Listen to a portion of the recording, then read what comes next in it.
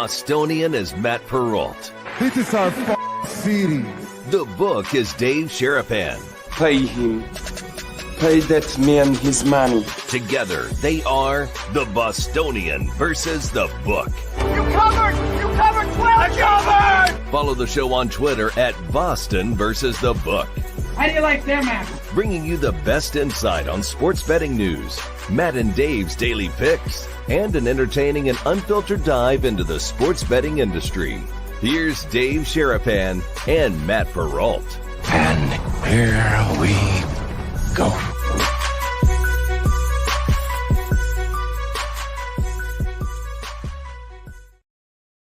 It's been a minute, boys and girls, but we are live. How are you on a Roll Call Friday? It's been 3 weeks since we've done one of these. It is the Friday weekly check-in with you guys in the brigade. How are you guys? Welcome to the Friday episode of the Bostonian versus the Book. He is Dave Sherapan. I am Matt Perrault. We are live on YouTube at Boston versus the Book. Same on Twitter, X, replayed on Sports Grid TV, Sirius XM, channel 159. Allan Bell joining us today from Drive the Line. Should be a lot of fun, Dave. How are you on this Roll Call Friday? Fired up. I don't know about the rest of you, but I'm fired up. This is a big, big weekend. There's some great college football games Saturday. There's some really good NFL games on Sunday. And, you know, we've talked about the product this and the product that. We're going to get good games. It's going to be fun. But we got a fight today. This is one of my favorite shirts in life. This is the Mike Tyson Catskill Boxing Club New York t-shirt. And you got your Wu-Tang for the kids. Boxing Wu-Tang. We got a fight tonight. It's not really a fight. It's a show. It's a spectacle. Whatever it is, there's millions and millions, like the boys say. Well, Pat, of dollars bet on this fight. We'll talk about it. I know you're mad about it because you're a boxing purist. You love the fight game. I love the fight game too, but I need to see this. I need to watch it. Need to see this? Oh, the kids need to see this. Oh, yeah, absolutely. I got to see how they pulled this off. Yeah. Listen, sometimes you got to listen, watch, and learn, not say a word, and just see how they do it so you know the game. That's part of the game. That's part of the game. You got to know how the game is played. You say so. You got to know how the game is played. You like to talk, say something. Sometimes sit back and watch, observe, let it come to you. Let the game come to you. We're going to let this fight come to us. So this will be good. I want to shout out right at the beginning of the show because he's going to cover multiple area codes for us in Roll Call Friday. Okay. Big man Bonvie, one snap, is driving to Pittsburgh right now to go see the Ravens play the Steelers with Sweet Lou.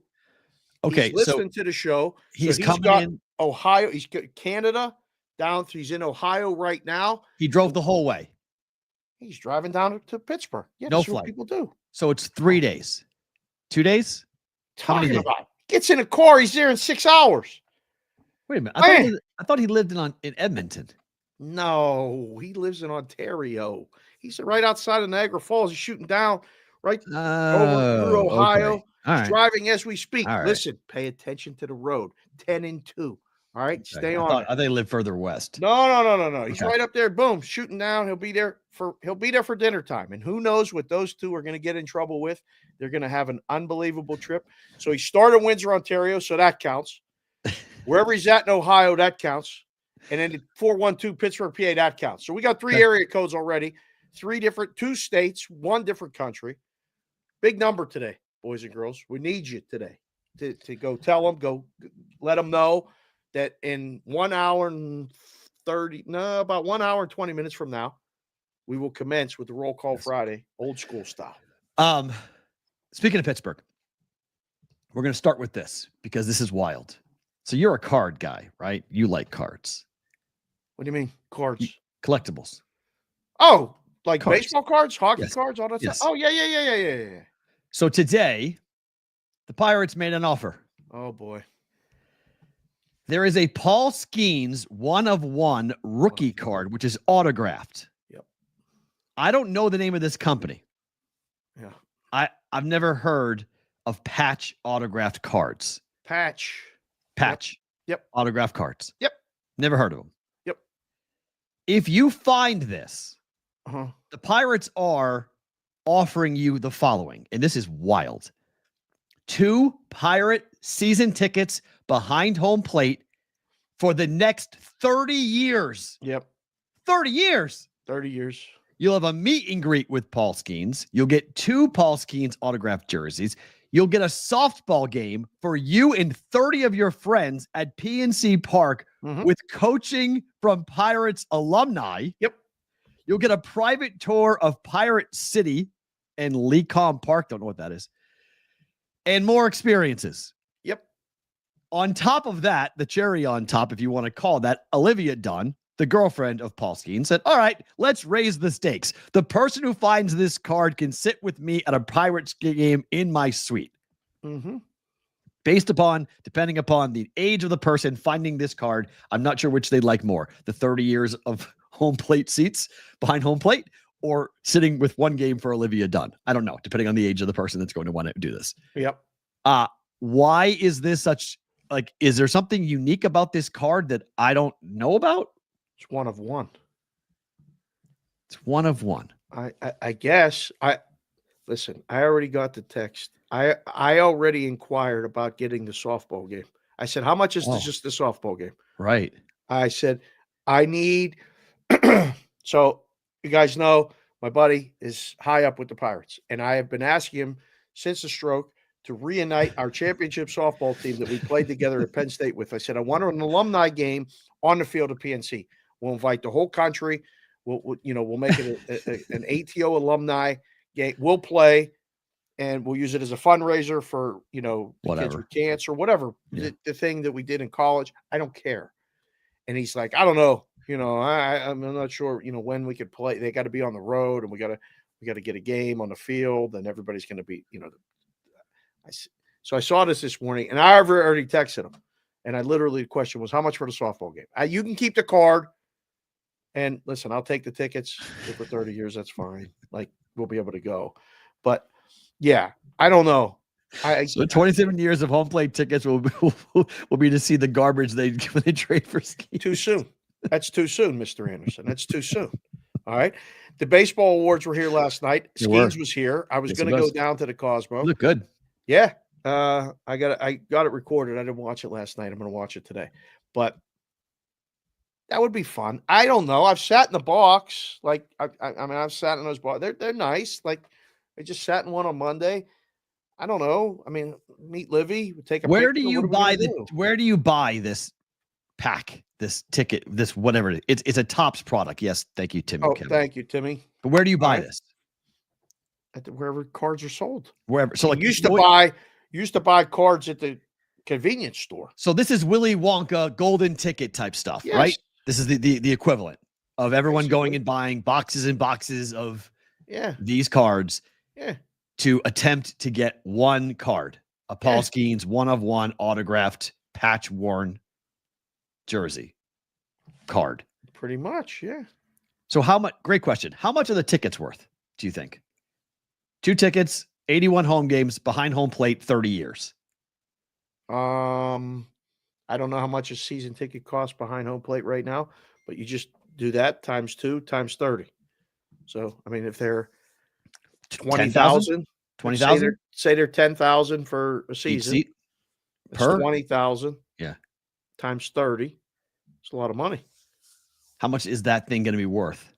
That card. If Paul Skenes turned into a Hall of Famer, what's that card worth? Well, that's the gamble, no? Yep. Yeah, do you hang on to it? In the future. Oh, there's 4 cards. Pip says there's 7 packs, 4 cards per pack. Cards in a pack now? Flip? That's it? Wow. Used to get a pack of cards. There was like 15 or 20 cards in it, remember? And a stick of gum that messed your teeth up. Never wanted to have it. I love the gum. Sell it, take the cash, invest the money. Not a bad idea. I mean, I probably would get the tickets and sell the tickets. I'm not sure I need to have 30 years of baseball tickets. But does somebody want to buy them is the question. That would become the question. Anyone buying it off you? I don't know. Pirates, what's the market for 2 tickets for the Pirates for a long time? I don't know. So the one of one Skenes card is in the 2024 Topps Chrome update pack. Whatever that means. Thank you. That's the bomber. Brent Lalonde. Thank you, representing. So are like kids going to be going to convenience stores and like gas stations and whatnot and buying these packs for the next couple of weeks until somebody finds it? I don't know. There's Konowinski in there, and he's got young kids, so he explains it very well. The breakers will buy up all the hobby boxes anyways. I don't know what the breakers are. I mean, it's a whole different language that people are speaking. You used to just go to the store. What's a breaker? Buy a pack. That's the breaking part. Like we've been asked if we want to break cards. No, thank you. On the show. No, thank you. I mean, if they're going to give us a bag, do you want to break cards? Sure. You want to pay me a lot of money? I'll do anything. You want to pay me? I'll do anything. There's very little things I won't do for a lot of money. So, well, I mean, they want us to break cards. I would break cards on the show. Sure. If you want to do it, come on in. Pay us to do it. I don't know. Maybe we unbox the. We got to be very careful with the word. Anime Mixtape says, if I find it, I'll mail it to you guys to give it away as a giveaway. If That'd you be cool. find it. Anime Mixtape. Are you serious? That'd be cool. You're on the show. Forget about mailing it. We'll fly your ass to Vegas. You can give it to us in person. Yeah, a kid's going to find this and be like, Paul Skenes sucks. Wow. Yeah, he's on the Pirates, right? He'll open it up. I got this guy in the Pirates with this weird mustache. Whatever. So breakers are people that sell boxes, but they open them on the stream. Hobby boxes are more expensive, and they put the better cards in those. Okay. I don't get it. Me opening Pokemon cards? I don't know. See, my little brothers had Pokemon. I never understood it then. I don't understand it now. I don't get the attraction. I don't get the Nintendo game. I don't get the app. I don't get anything about Pokemon. I'm 47. I have no idea. I missed the whole thing. Me too. I mean, Garbage Pail Kids were probably the closest thing that my friends had growing up to that, which I always found to be incredibly like gross and not something I really cared about. I was never a baseball card guy. I never cared. No, I like the stats. Cards still. I like the cards to turn them over and read the stats. That's why I like them. But once I read the stats, I was good. Like, you can have them. Throw them away. Yeah. Just like to see the numbers. If the brigade finds it, the show will no longer needs a sponsor. That is LOL. true. Thank you, J. Dalbets. That is true. Yeah, and Anime Mixtape said he wants to hang out. I'd rather hang out with you guys. I told you, if you find this card and you want to do that, I will fly you out to Vegas myself. I might come get you, and we'll fly out and hang out on the whole flight. And we can talk and do whatever you want. That'd be great. Cubby, you're right. Baseball Reference did kill baseball cards. That's true. We don't need them anymore. That's very true. The internet did kill baseball cards. All cards in general really got killed, to be quite honest. They all got killed. Everything got killed on that. So, if you find it, let us know. Production of the cards killed the card business too. Yeah. Too many different companies, too many different, options and iterations of what 1, 5, 10 used to be just a rookie card. Right. It's a rookie card. Tops, Fleer. That's it. We had 2 companies. We were good. Well, I mean, no, and then Donruss and the OPG was a candidate one, but there was like 5. But they just produced X number of cards, and then they made it like hard to find. Yeah, it was. And they got greedy. Make more cards.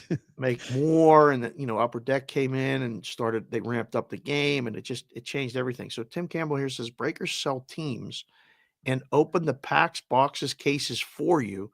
You then get the cards of said team. TC, you're going to have to explain this all to me. I don't understand. CBW just sent me something that I guess they've already at Target. They are already out of stock for the Chrome baseball trading card pack. See, this is what happens. Somebody made a TikTok video or put this out. And then the kids come home and say, I got to get this. No, the Pirates up the ante with the then Libby Dunn up the ante. Her and her 25 million followers. Can't imagine when she says something that people just stop. Everybody just stops when Libby says something. Well, again, like I said, if you're under the age of 25 and Libby Dunn says you can come and hang out in my luxury box and watch a Pirate game with me. Well done. Well done by you right now.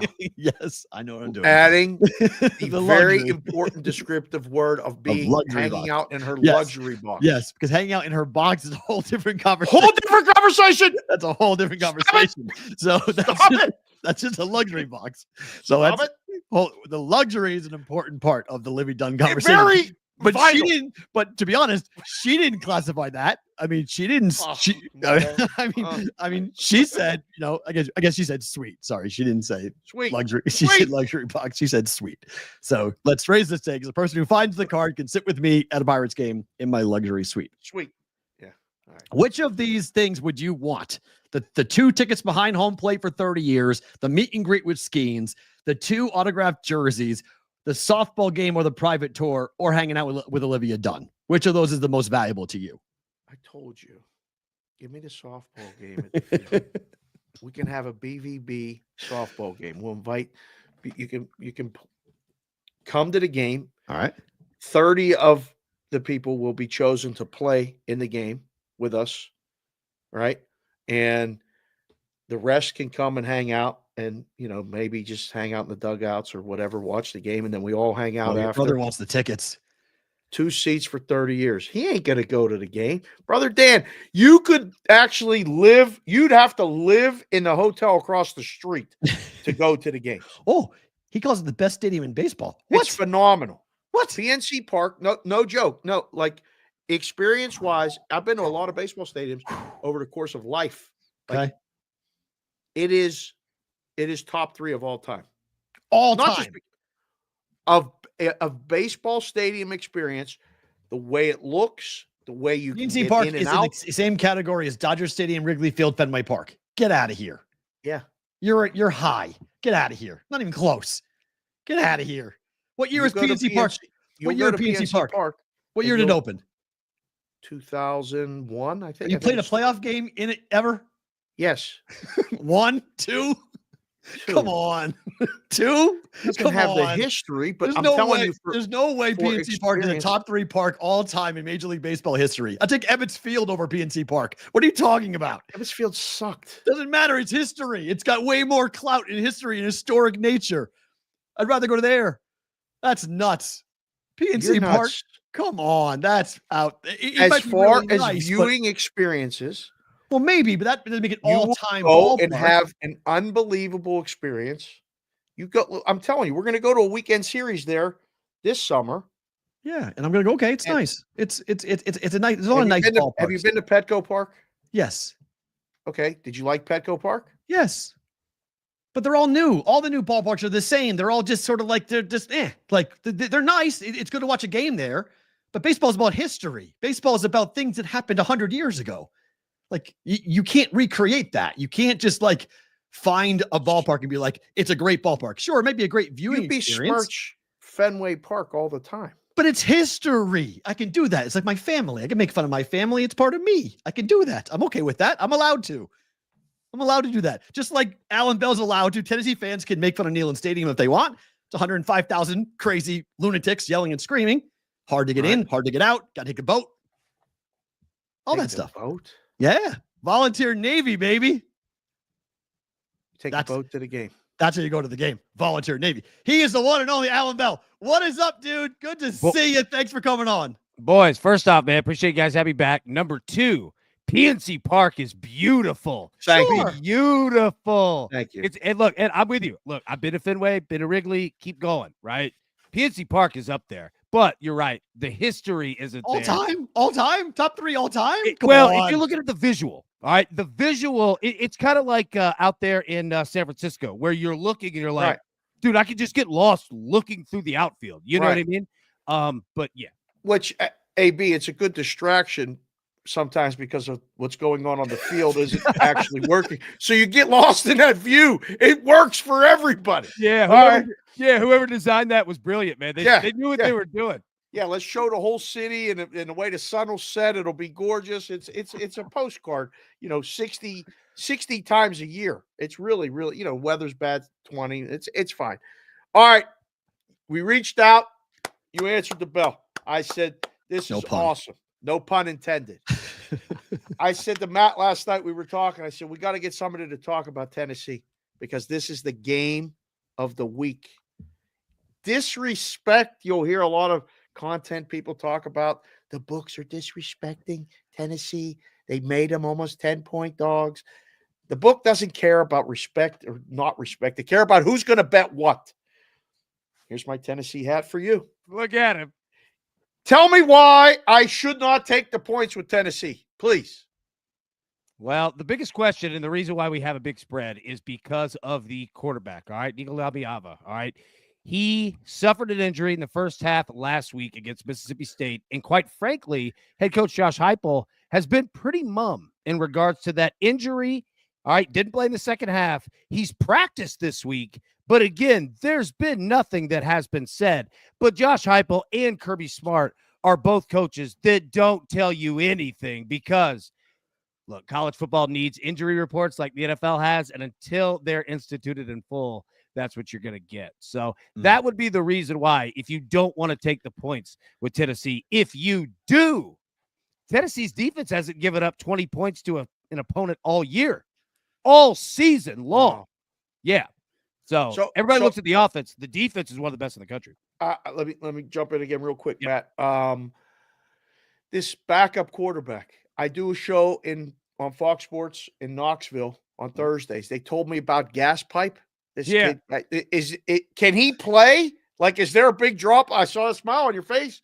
Are we okay if he play? No, he can function. Let me say this: he can function. Okay, that's not great. Look, there's a reason why. Like, everyone wants Nico to play. That's in the state of Tennessee. Look, nothing against Gaston Moore, but he's a quarterback that's got he has a Russell Wilson deep ball. Okay, it's very nice. It's got touch.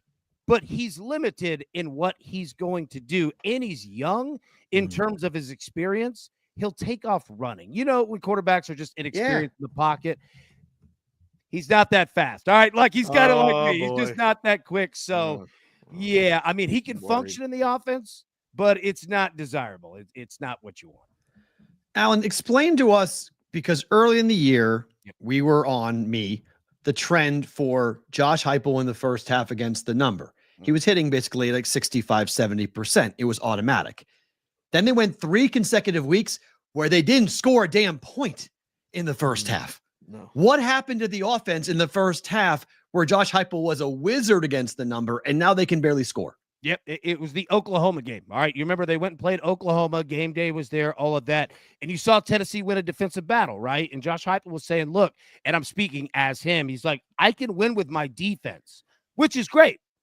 But the problem is that once you stop a tempo-based offense, right? That's Heupel's secret, is that they're the fastest offense in the country in terms of they get right on the ball and they go and they'll gash your defense. Well, he stopped that. Well, the players haven't practiced that. The offensive line hasn't practiced it. The quarterback hasn't practiced it. The wide receivers haven't practiced it. So he continued with not running a tempo-based offense, just a standard, let's look to the sideline, get the call, 5 seconds left on the play clock, normal style offense. Well, when you haven't practiced that, right, your offensive line gets holding calls more. Your running game slow, timing basically, right?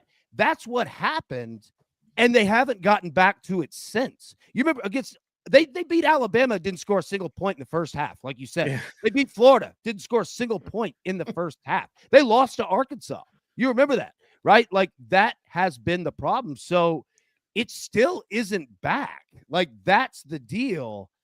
And that's why you see a total that's dropping. It was 49, I think, 24 hours ago. Now 47 now. Yeah. It's 47 now. That's where I was going to go. You're talking me into the total under. Yep. And is that the best path for the Volunteers for victory? Because we need outright victory. Like, just let's win the game and put the discussion for Georgia, cross them off the list for the playoff, keep Tennessee alive for the playoff. So the question is, 1, the total. Are we playing 2 and under? And 2, if Tennessee loses, are they out? Yeah, they are. So to answer your last question first, yeah, they are. Like, this is basically a must win, and it's a must win for both teams, right? So you got Georgia here sitting with 2 losses. They lost to Alabama. They lost last week to Ole Miss, right? So if they lose, that's 3. They're going to be done. Okay. If Tennessee loses, the committee, I'm not going to say they did them, a disservice, right? Like, you got to rank teams where they are. BYU's a good team. Indiana's a good team. Jumped them. But if they have a second loss, then you've got an SEC championship game to play. And then it would be Georgia or Alabama going into it, right? And how do you punish one of those teams for having 2 losses, going up to play, say, Texas, for an additional game that they didn't have on the schedule? You can't punish them for it. So there just wouldn't be enough spots, right? So it's definitely a must-win there. Now, when you're talking about the total, think about this. Georgia's best player, Etienne, the running back, he's out as well. He's not playing in this game either. And both of these coaches know you can't win the game in the first half. You damn sure lose the game in the first half. I would expect a first half total of 23.5 on the under. And then depending on the total, how low that it goes, play it over, because these are both 2 second half teams that will look up and say, we have no tomorrow. We have to win this game. So I think a first half under and then a game over, second half over, however you want to get down. Right. Is generally the way to go. Yeah. Allan, it's hard to handicap turnovers, and it's hard to handicap how a football is going to bounce. But Carson Beck's been a walking interception for most of this season for Georgia. Tennessee's defense has been pretty opportunistic. Could the game hinge on a Carson Beck mistake? It could. Let me say this, though. Tennessee's defense, the best where they're at is against the run, and specifically A-gap, B-gap runs up the middle. Now, you've got Georgia, who Etienne is out, right? So not that they don't have running backs behind them, but Tennessee's secondary, it's good, but it's not great. These are young guys that will get penalties. I would pay attention to that, and Georgia could rack those up. We've seen Carson Beck literally take the ball and say, I'm going to throw 9 routes, and I think that you're going to hold one of my receivers. I think that you're right. And I'm not saying that negatively. I'm saying it as it's a strategy, right? Yeah. And Tennessee will give up those penalties. So that's definitely something to watch. But the secondary can pick off passes. And they've got James Pierce Jr., who's one of the best defenders in the country that you'll talk about in the NFL draft, that you have no time. Like if they had trouble against Ole Miss with the rush, which they did, buddy, you're going to have your hands full, because that's what this team does. They just get after your quarterback. They give you 0 time back there. Allan, Texas plays Arkansas. You mentioned that a little bit. Does Arkansas have a shot to beat Texas, do you think? I mean, because you've seen them play.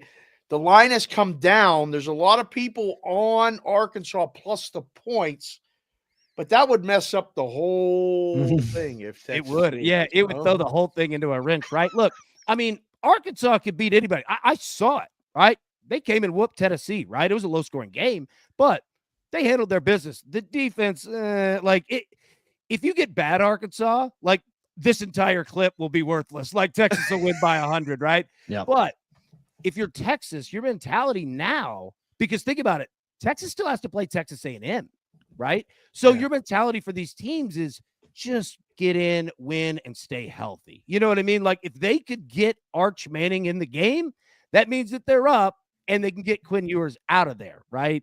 So I don't hate the Arkansas with the points play at all. And especially these two fan bases know each other. Like they go back. History. You know what I mean? Yeah, they absolutely go back. All the way back to the Southwest, right? So, yeah, man. Arkansas with the points, not a bad play.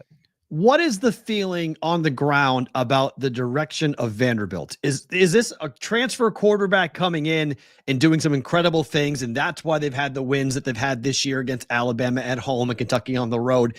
Or is this a changing of the feeling about Vanderbilt? They're not going to be the team that everybody steps on in the SEC, and they play the Nick Saban quote about there's every place in the SEC is hard to play except for Vanderbilt. What's the future for the Commodores after this season? Yeah, it's bright, man. Now don't get me wrong. Like, all right, Diego Valle, like their quarterback is a stud. He's a sawed-off quarterback, like just gives you everything he's got, right? But yeah, this is an institutional thing, and I'll give you 2 reasons why. Number one, Clark Lee, the head coach, he played here in Nashville high school called MBA, Montgomery Bell Academy, very well known private school. Like he's familiar and has a passion for Vanderbilt and the city of Nashville. Number 2, all right, the general manager of that program, which sounds weird to say in college, right? But like it's a real thing now, is a guy that I worked with at 24/7 Sports, a guy named Barton Simmons. If you remember, he used to be the director of recruiting, all right, 24/7 Sports, Rivals, like all the way back.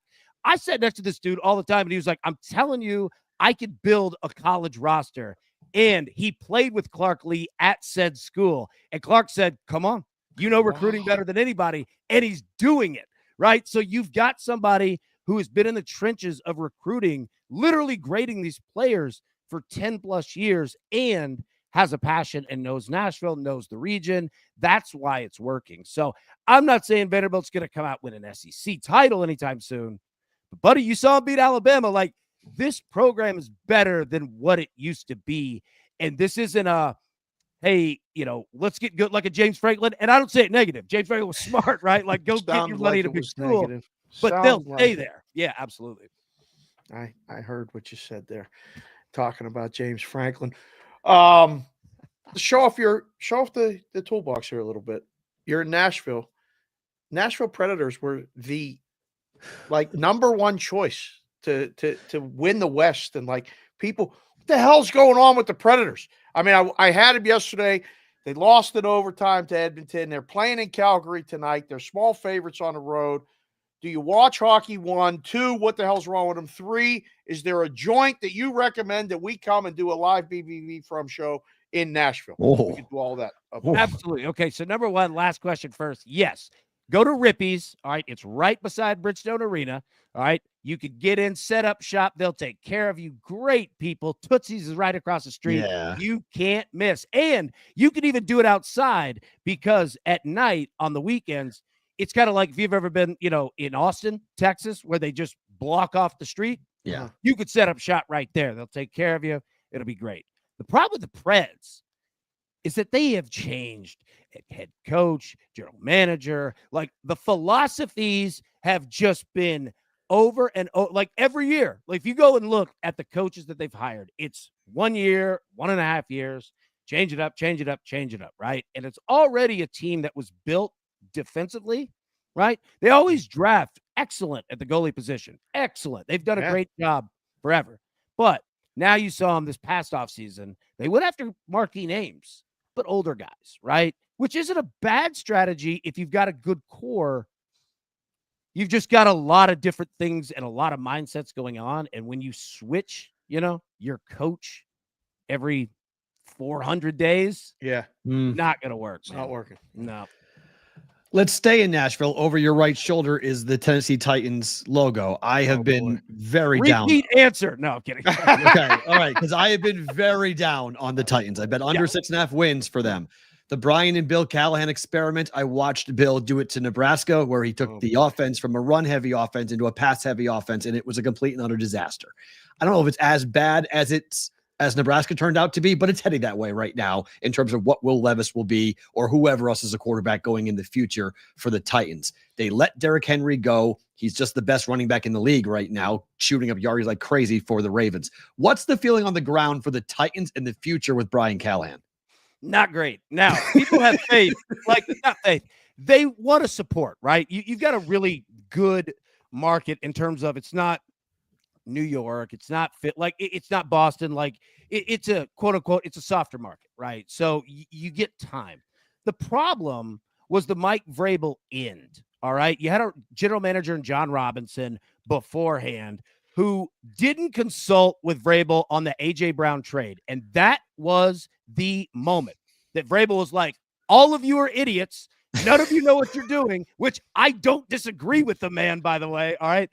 And he was like, forget it. And then they hired Rand Carthon, GM, brought him over from San Francisco and chose him over Mike Vrabel. So that's why you have a new coaching staff. And then you saw, star players are gone. AJ Brown's gone. Derrick Henry's gone, right? Like, this team, it's nothing of what it was 2-3 years ago. Ryan Tannehill, all of it, right? So they're trying to rebuild, but you have no offensive line. They went and got wide receivers, which is great, but when you don't have a quarterback to throw it to them, what are you going to do? You know what I mean? So, they've got pieces, and the weird part is that the defense is not that bad. It's okay. Yeah, it's okay, but that's a lot of dudes from Mike Vrabel, right? So it's like, all right, well, how long is that going to last? It's going to be a little while before Tennessee's doing anything. I wouldn't count on any Titans-Panthers primetime games. Thank goodness for all of us. All right, last one for me, sir. And again, thank you for joining us. Yeah. There's this fight tonight, and it's a spectacle. Yes, it's a fight. Maybe it's this, that. 1, are you watching Tyson Paul? 2, are you betting Tyson Paul? All right, so I think I agree with Matt on this one. I don't get down with these gimmick matches at all. However, okay, I do a show, Driving the Line, with Jonathan Coachman, who comes from the world of the World Wrestling Entertainment. And I said, give me the script on this one. Like, how is it going to go? Right. And he laughed, right? And I was like half kidding. But Jake Paul is the money. In like, if you smash him, this whole thing's over. So he has to go over somehow.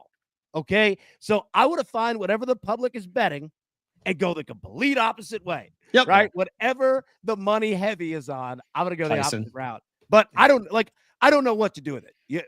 Dave, what have you bet it? Like, how are you? I haven't bet it, but I think the over is the play. But now I'm watching. I got on my screen all these content creators. Everybody's playing the over. They're just playing over 6.5, like trying to find. They're giving out the worst number. You figure it to be a sparring session, right? It's got to be one of those where it looks good. Maybe somebody goes down and gets up and standing 8. I don't know. I mean, they got to keep Tyson up for 8 rounds. That's my question. And not to interrupt me, that's my question is, how quickly is he gassed? Like, Paul is doing this. Like, he's in good shape. I don't know the shape of Tyson, but I've been in a bar fight. You got about 9 seconds, and you're just sucking wind, man. So when's the last time you were in a bar fight? It's been a while. Okay, good. It's I mean, you're too old to be getting in a bar fight. It's 2-minute rounds with 1 minute in between. It's a big recovery time for a 58-year-old who's been in the gym. So I'm not really worried about Tyson gassing. I actually think Tyson is going to be. I think Jake Paul is going to be afraid of Tyson in the first 2 or 3 rounds and not really want to engage and try to tire him out and then attack him. So that's why I think it goes over 5.5 rounds. I would not play over 6.5 rounds. Circa here in Vegas has it over 5.5 at -145. So they don't want to go to 6.5 or 6. So they're making you pay pretty heavy juice to go over 5.5 rounds now. So that's the only real way I could see it going. Before we let you go, 2-part question. First, favorite play for Georgia, Tennessee in the game. And secondly, tell everybody where they can watch your stuff. Absolutely, man. So I'll answer the second one first. Driving the Line at YouTube. Find us there at Driving the Line. That's simple. And all of you guys are welcome because you guys have the best audience in the game, man. It's the best crew. You really do. And number 2, Tennessee with the points. And I don't say that just because I'm here. I say it as this could be a really low scoring game. And 9.5 points is a lot here. I could see a lot of running the football, penalties, and field goals. Yeah, man. And the weather's not great in the Southeast right now either. So, yeah, I would say Tennessee with the points. Good stuff. Allan, thank you, buddy. Great to see you. Great to have you on again. We'll do it again soon, all right? Hey, appreciate it, boys. Thanks for having me. He is the one and only Allan G. Bell joining us here on the Bostonian versus the Book. Great to get him on the program, talking everything about Tennessee. And I think he's right about the points there with the Vols going up against a look, there's a lot of pressure on Georgia. I mean, these kids aren't used to it. And we've seen it before with Alabama where the pressure gets to these kids and they can play tight and it can be turnover fest. It can be low scoring. It can be, making mistakes, missing open receivers. Like Carson Beck's got a huge spotlight on him in this game, Dave. It's a lot of pressure on him. If we get the backup quarterback, it's going to suck. For whom? For Tennessee? Tennessee. Well, then you run the ball and play defense. Like I still even think you get the backup. I think you take the points even with the backup, and maybe you get 10. You see, Allan, when I asked him, he's like, "Hey, he's right." But it's about that's why the line is that high, right? But it's about the win. Can they win the game with the backup? Probably not. Can they cover with the backup? Probably. I guess. And again, we've talked about it now for. In December, will we have been doing the show for 3 years? Correct. December 13th, Friday. Jessica asked me that last night. 3-year anniversary coming up. 3 years. Yeah, December. And show number 700 will be next week. Okay. So wow. We got a bunch of anniversaries coming up because we inked it in October. End of October is when we inked it. And then we started it on December 13th. Right. That was the first. Which is all still available. If you hit the subscribe button on a podcast app, you can go back and listen to the first bunch of shows. If you guys are on the listen crew, by the way, hit subscribe. There's a lot of you guys that listen every single day who are not subscribed. Like, do that for us, please, because it helps us. And also it guarantees, so you're not DMing me and saying, where's the podcast? It tells you when it posts. You'll get it. It automatically will pop up. Right. So hit subscribe on Apple or Spotify, so you automatically get in. Because I see the numbers, and the numbers they don't jive. Listens versus subscribers are a very different number. And apparently people look at that for Yes. further, like when we go to set up sponsors and stuff, and they're like, well, you only have X number of subscribers and blah, blah, blah, blah, Hey, blah. So good job, Dave Daily Pick. Thank you. Dave's Appreciate Daily that. Picks. Subscribe Appreciate it. today. Thank you for that. So I don't know. I like Tennessee plus points. Oh, that's the game of Saturday night. Yeah, that I like, and they may be able to win the game. It's not incredible. I mean, Georgia losing back-to-back games and 3 games in one season. Woo boy! And yes, Spotify does enable comments now. By the way, you can do that. You can't both put comments on. I gotta figure out how to read them. But because I know how to read them on the Daily Juice. I'm not sure how to. I think it's the same place to read them for BVB. So cool. You guys can comment on it as well. Ooh, Stevie Mack, how are you, big guy? He likes Vols money line. All right. Stevie Mack. Look at this guy. Yeah. All right. Let's go. Okay. What happened last night? The Eagles improved to 8-2 on the year with a 26-18 win over Washington. It was a complete snooze fest until the fourth quarter. Eagles blew the game open. Eagles covered. All teasers came in. Both sides cashed. Not a great night for the sports books. But good night for the people. Good night for the people. Saquon got 2 touchdowns. He did. Not one. His longest run, his receiving props went over. His rushing props went over. The combined went over. Hurts gets in with 1 tush-push. I didn't learn anything from the game other than Jake Elliott's a problem.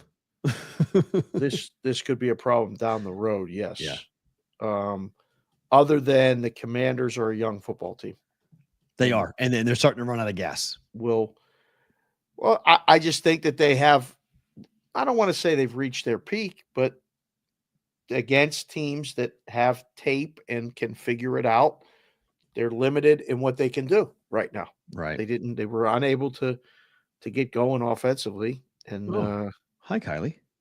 Hey. Hi, Kylie. Everyone come to the Jets game Sunday and support Felician softball.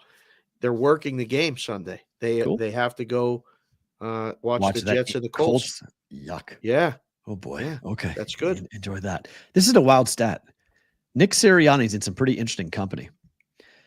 Over the last 30 years, only 5 coaches have opened 8-2 or better in 3 straight years. Wow. Peyton, Belichick, Dungy, and Shanahan all won Super Bowls. Wow. Nick Sirianni is which one of these does not belong? Is this the year for the Eagles? That Super Bowl. Is this the year for the Eagles? Should already have one. But he doesn't. That penalty was not real. It was a bad penalty. Oh, man. I don't know. There's time. But 8-2 in spite of Sirianni? Georgie Mason in spite of? Again, this is one of those things when the fans just don't. Who do you want? It's not the fans. Coaching? Okay, but you look. Let's get Kincaid on next week because Kincaid is one of these guys. He laid it out. He does it all the time on his show. I watch the clips and watch him. They hate him in Philly. They think he's a boob. They can't stand him. They really don't like him. They think he's over his head with substitutions. They win because, as well, Mason said, in spite of him, they not because he's helping them get better, but they're doing it because one hand's tied behind their back and the team's so good they're winning just because they are better than the opponent, not because their coach puts them in the best spot to win. It's saying that about Mike Tomlin. Same thing in Pittsburgh. I mean, the teams that, unless you win that, you get that, he's a cheerleader. Say the same thing about Mike Tomlin. He's been there 17 years. Never had a losing season. He got 2 Super Bowls, though. Wasn't his team. Right. I don't know. At some point, yeah, I guess they're never going to accept him until he wins a Super Bowl, until he joins that list. Right. But he's in a pretty interesting. If he wins the Super Bowl this year, look back on that list, and that's a pretty wild list for teams that start 8-2 3 straight years. It's pretty wild. All right, we talked a bit about it with Allan. Let's get into it. Jake Paul is up to minus 300 at Circa this morning. He will fight 58-year-old Mike Tyson tonight in Dallas. Yeah. What did you make of what happened yesterday at the weigh-in? Oh, it was a hell of a show. Staged? It was a hell of a show. Well, I mean, no, you interviewed Mike. Yep. You sat across from him, looked him in the eye. I've seen him at the M. I've seen the same thing. It's the same guy. Guy on the left being interviewed by me. Guy on the right slapping Jake Paul 10 years later. Yeah. Yeah. And it's like when you're there, you go, okay. Sure. There may be a short in the wiring. One wrong question, and it's you're like, over. Uh-oh. Yeah. Not staged at all. I don't know. He stepped on his toe, and it pissed off Mike.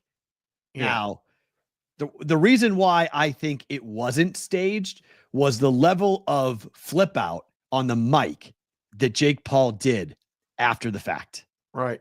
Like, I think Jake Paul was going to be somewhat of a calm and cool, collected type of guy. And then he got slapped. So he got disrespected in front of millions of people. Okay. He went crazy with Ariel Helwani. Like, he said, Mike Tyson must die.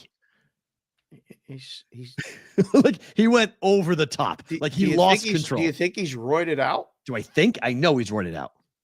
There's no that debate in my mind. That might have been some roid rage coming Yes. out, right? But then again, we don't know what Mike's on either. So, I mean, don't think that it's not a two-way street here. Might be both of them. They both might be doing some stuff. So, I mean, it's hard to watch it and go, this is just another fight. This is not anything like they're fighting for real Saturday tonight, Madison Square Garden. Oh yeah. UFC. UFC fights are for real. These guys are fighting for prize money. They're trained. This is not anything like that. Mm-hmm. Unfortunately, it gets caught up in a lot of people will be like, oh, well, that's just another fight. It's not. I don't know how to bet it. I don't know. I'll sit and watch it 100%. I'll be on tonight from 5 to 7. And after that, I'll be locked into this fight. I want to see the women's fight is minus 120. It's going to be a great fight, and it's a rematch. Yeah, third fight, isn't it? It's a trilogy fight, no? Or it does a rematch? Siriano's. I mean, she's been. I mean, that's what people in the boxing world will tell you, that Jake Paul making Siriano a household name and bringing that unknown side of the boxing world to the masses has been the best thing that Jake Paul has done. He's made her a millionaire. Yeah, by bringing her and having her constantly fight. And this fight is going to be a decent fight. We'll see what happens with women's fights. The problem with women's boxing is that women's MMA is way more entertaining than women's boxing. There are finishes, there are submissions, there's incredible acts of strength and dexterity and flexibility. Boxing, it's punching, and that's it. Yesterday was the 8-year anniversary, I think they said, of the Holly Holm fight versus Ronda Rousey. Oh yeah, okay, I buy it. That was wild. Yeah, that kick that shocked everybody. Holy crap! Put the sport. I mean, Ronda Rousey put the sport on the map, but then Holly Holm just elevated it because you had a crazy upset and you had an amazing head kick, and everybody was like, begin to tell you the figures that we made Holly, that night. Huge. Everybody was betting Ronda. Foregone conclusion. She was in every single parlay. Wiped out everything. I mean, those chalk parlays hit a lot of times. You put 3 together and whatever. I don't think one hit. Yeah, I think this is my handicap too, and I think it's most people's handicap with this. Paul's going to dance around, not let Mike get a good shot in, especially in the early rounds. 16 minutes of dancing. Paul can't get knocked out. Bad for business. Paul can't knock out Tyson. Bad for business. I don't know if knocking out Tyson's bad for business. I'm not sure I agree with the last sentence there, Chef, but I agree with everything else about, take the over, sprinkle on the draw. Yes, I agree wholeheartedly. Why won't the books go to 6.5 rounds? Because they had 4.5 and the pros want 6.5 and they'll come in and get sided? No, there's some books with 6.5. Who? Some books with 6.5. DraftKings at 6.5. They're now at 6.5? No, that's what they had 2 days ago. Oh, okay. The world's at 5.5 right now. Well, it's just trying to find the number. I mean, Circa was at 4.5 2 days ago. Yeah, they're at 45 on offshore. Oh, there we go. Offshore's at 6.5. Yeah. So offshore's gone to 6.5 rounds. Wow. And then they were there already. Yeah. They had 6.5. Some places had 6.5 on Tuesday.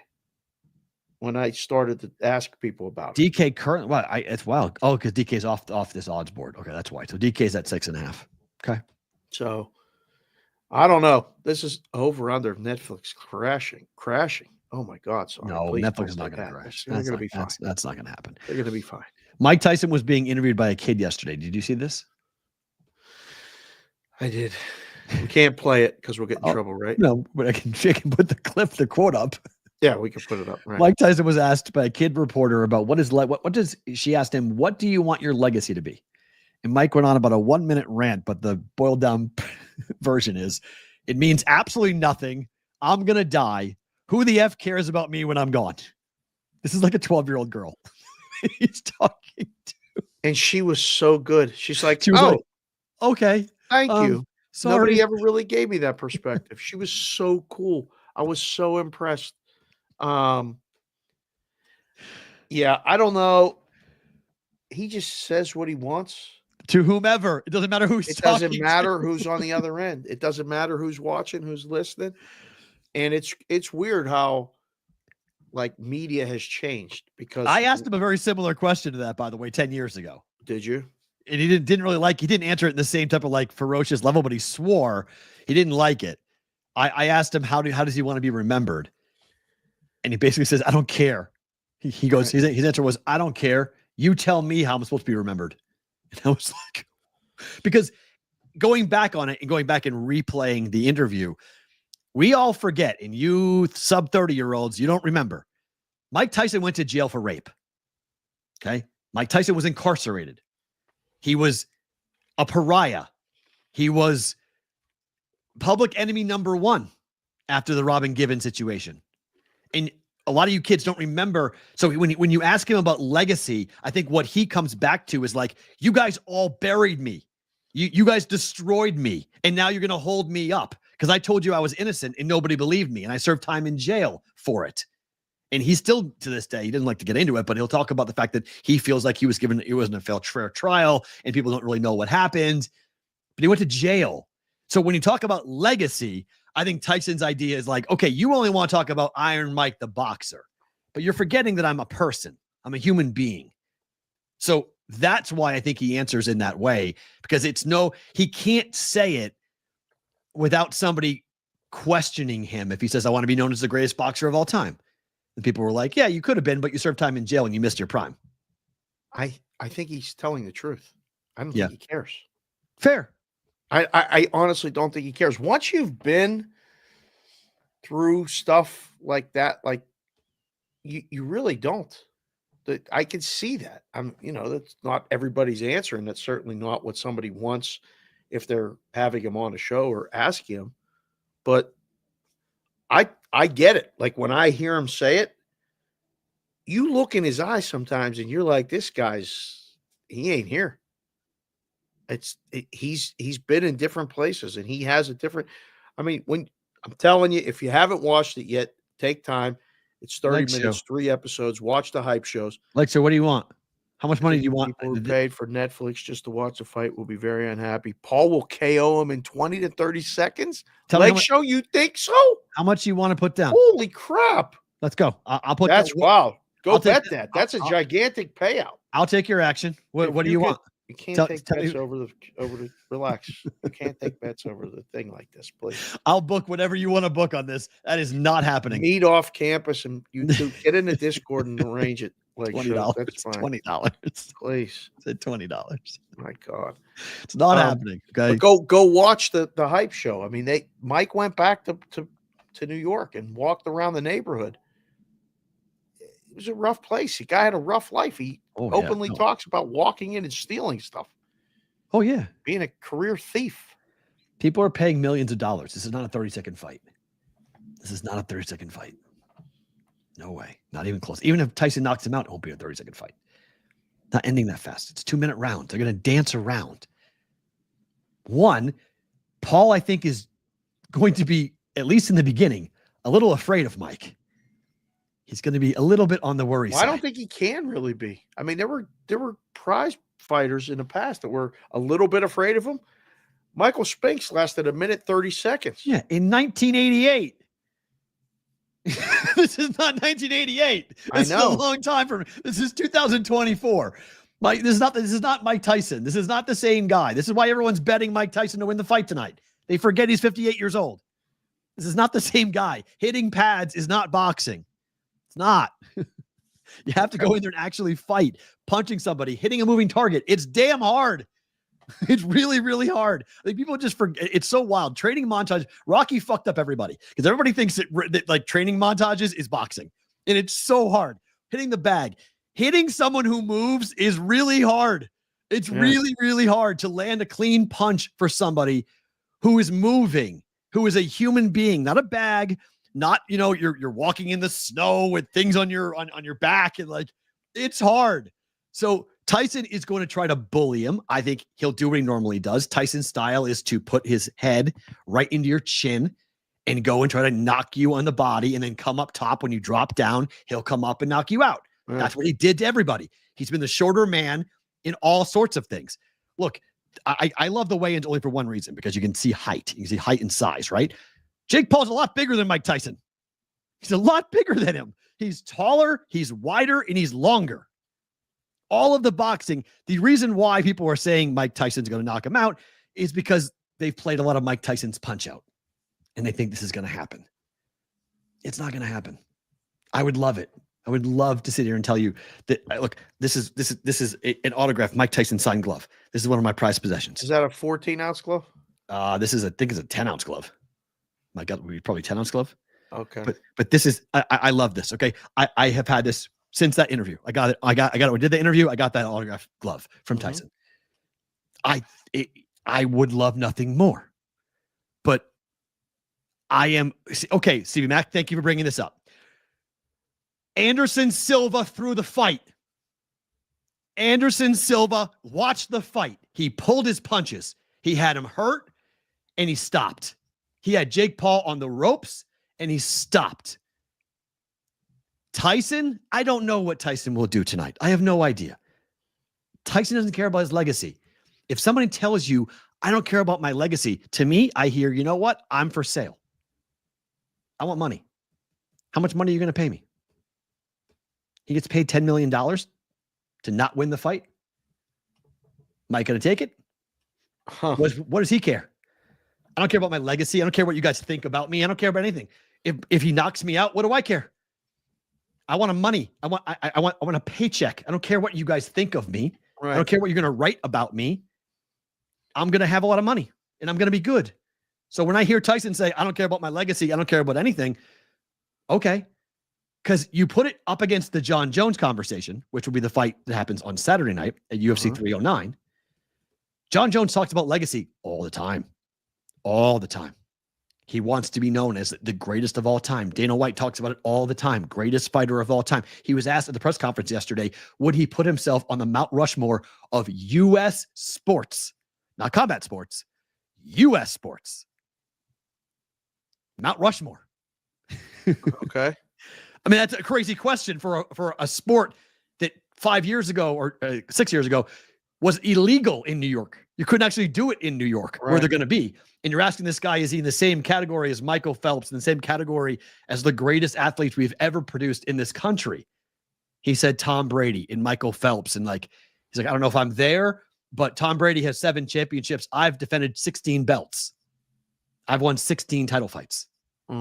Brady's won 7 championships. I've won 16. So he's like, maybe there is something to be said for that. It's just something to look at from a different standpoint about legacy and who these, because it could be the last time we see John Jones on Saturday night. What do you mean? I thought you said if he wins, he's got another fight. No, he has to want a fight. Dana White said it. The winner of the fight between John Jones and Stipe Miocic will fight Tom Aspinall. Up to this point, John Jones has shown zero interest in fighting Tom Aspinall. To the point where he went on Sky Sports yesterday, and Michael Bisping told him to charge the octagon after the fight's over and go right in there and demand a title shot from John Jones. He told me, he goes, you've earned it. Go in there. Because Volkanovski did that, and Volkanovski got a title shot. So he's like, because he asked to be at the weigh-ins. They told him no. They asked him to be at the press conference. They told Tom no. They've told him to stay away from this. Don't come near John Jones. John Jones walked out of an interview because the guy interviewing has close ties to Tom Aspinall. So Tom wants to fight John Jones. John Jones, up to this point, has shown zero interest in fighting him. So this could be it. You could beat Stipe and you could take out the gloves and be like, I'm good. I'm done. So this guy sounds like Clubber Lang. He wants a title shot at Rocky and he won't give it to him. Yeah. Jones is already vacating. He'd vacate the title, let somebody else fight Aspinall. Yep. Wow. Okay. He doesn't want to fight him. Is he afraid of him? I don't know. But I mean, Jones is up there in age and Aspinall is in his prime and he wants to fight John Jones. Most people in the world, 9,999,999 out of 10 million would never want to fight John Jones. This guy wants to fight John Jones. He's up for it. The number for Jones Miocic is pretty wild. Minus 550 to minus 750. Insane. It's a pretty big margin, is it not? Well, you try to find somebody to bet on Stipe. That's what I said yesterday. I looked at the number and I'm like, keep telling me this is a good fight and Stipe's got a chance. The odds tell you this will be a wrap. There's no chance. Minus 700 today is and again they're moving that around because of the dog pricing. Okay, you have to figure out how to get the dog prices the same. Some books are a little higher, 7 minus 650, stuff like that. But I don't know. You think Stipe's got a shot? Yes, you really do. He has a shot. There's only one path to victory, in my opinion. He must stay on his feet.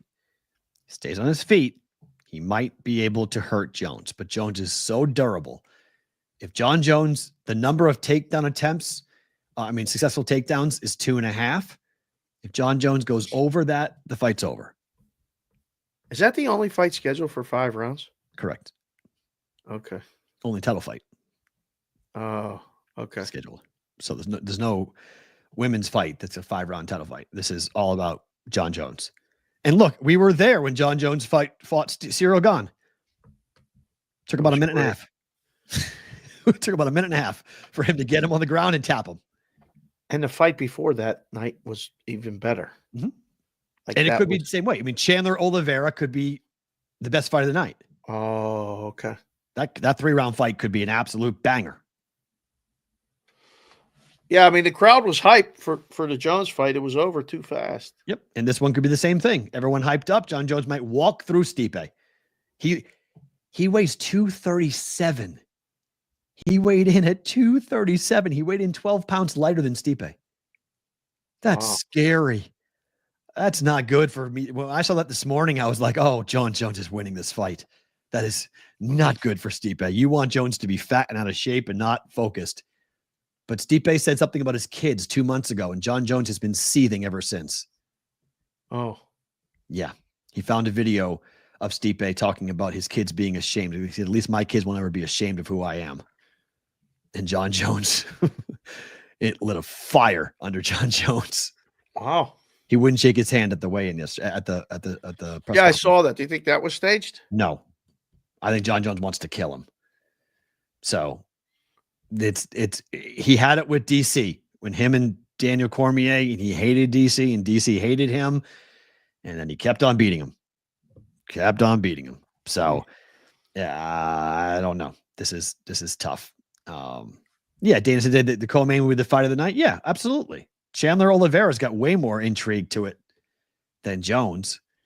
Stipe hasn't fought in forever. And Stipe's, this is it. This is his last fight. One big last payday. But the fun thing about Stipe is that no one gives him any chance ever. And he just constantly, he said it yesterday. He goes, how many times have I been a dog in a fight? He feels like I haven't. He's like, when's the last time I was favored? Somebody go ahead and find that for me, please. When's the last time I was favored to win a fight? Like he had no idea. Like he's like because the sport. His quote was, "The sports books hate me. They've always hated me. So that's fine. Keep on hating me. Now just keep on winning fights." He's the most decorated heavyweight ever. That's good. Guys, if you're part of the proxy service, send your picks in early so we can get. Tomorrow's going to be a long day. Like there's a lot of good football games, and then we got today with this fight. And then tomorrow, I'm going to have the card on. I'm going to be watching the BYU game late. Like, we're going to have, Saturday night's going to be. One more for UFC 309, then we'll go to football. Bo Nickel versus Paul Craig. Nickel is a minus 1,200 favorite. He is almost double what John Jones is over Stipe. But there are some people in the betting world that believe that Paul Craig's got a shot to shock the world here. Good luck. I have no idea. I just see what the numbers are.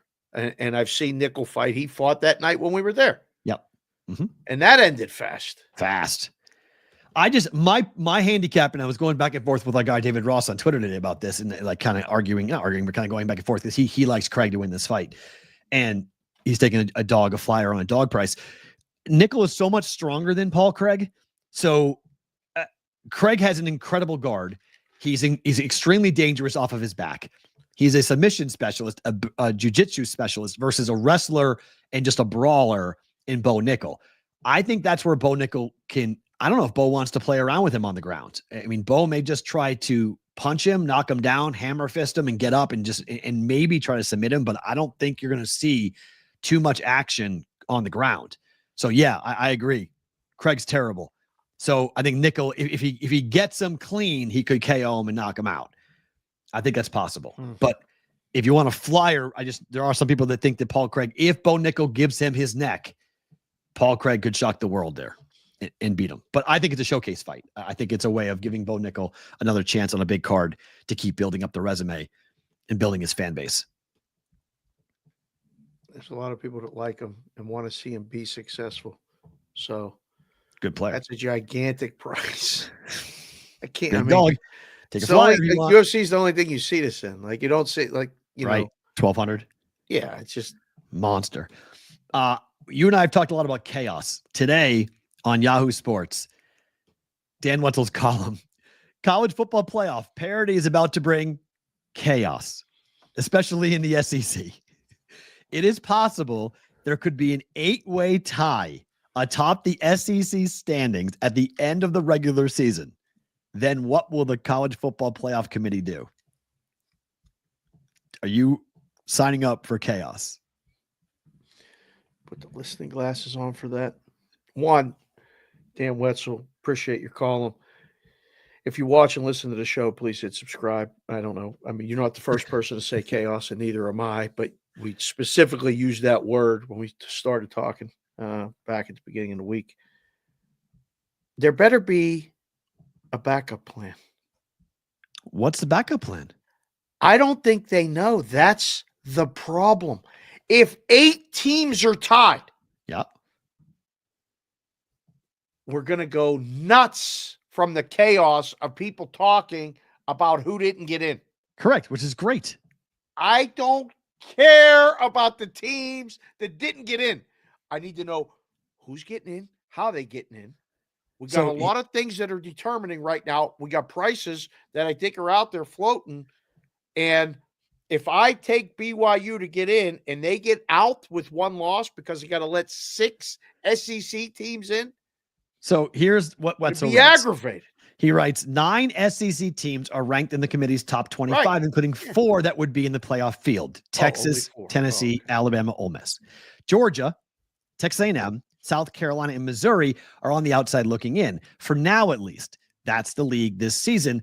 For the first time since 2007, no one in the SEC reached November without at least one loss. How did the committee sort out the SEC? Probably they don't even know. And it may get even more complicated. You want chaos? Consider that if the following happens, the league could finish with an 8-way tie for first place, with each team holding a 16-2 conference record and a need for a very complex tiebreaker to figure out the title game matchup in Atlanta. Number 1, all teams win the games that they're favored to win, except Missouri beat South Carolina this Saturday. Can happen.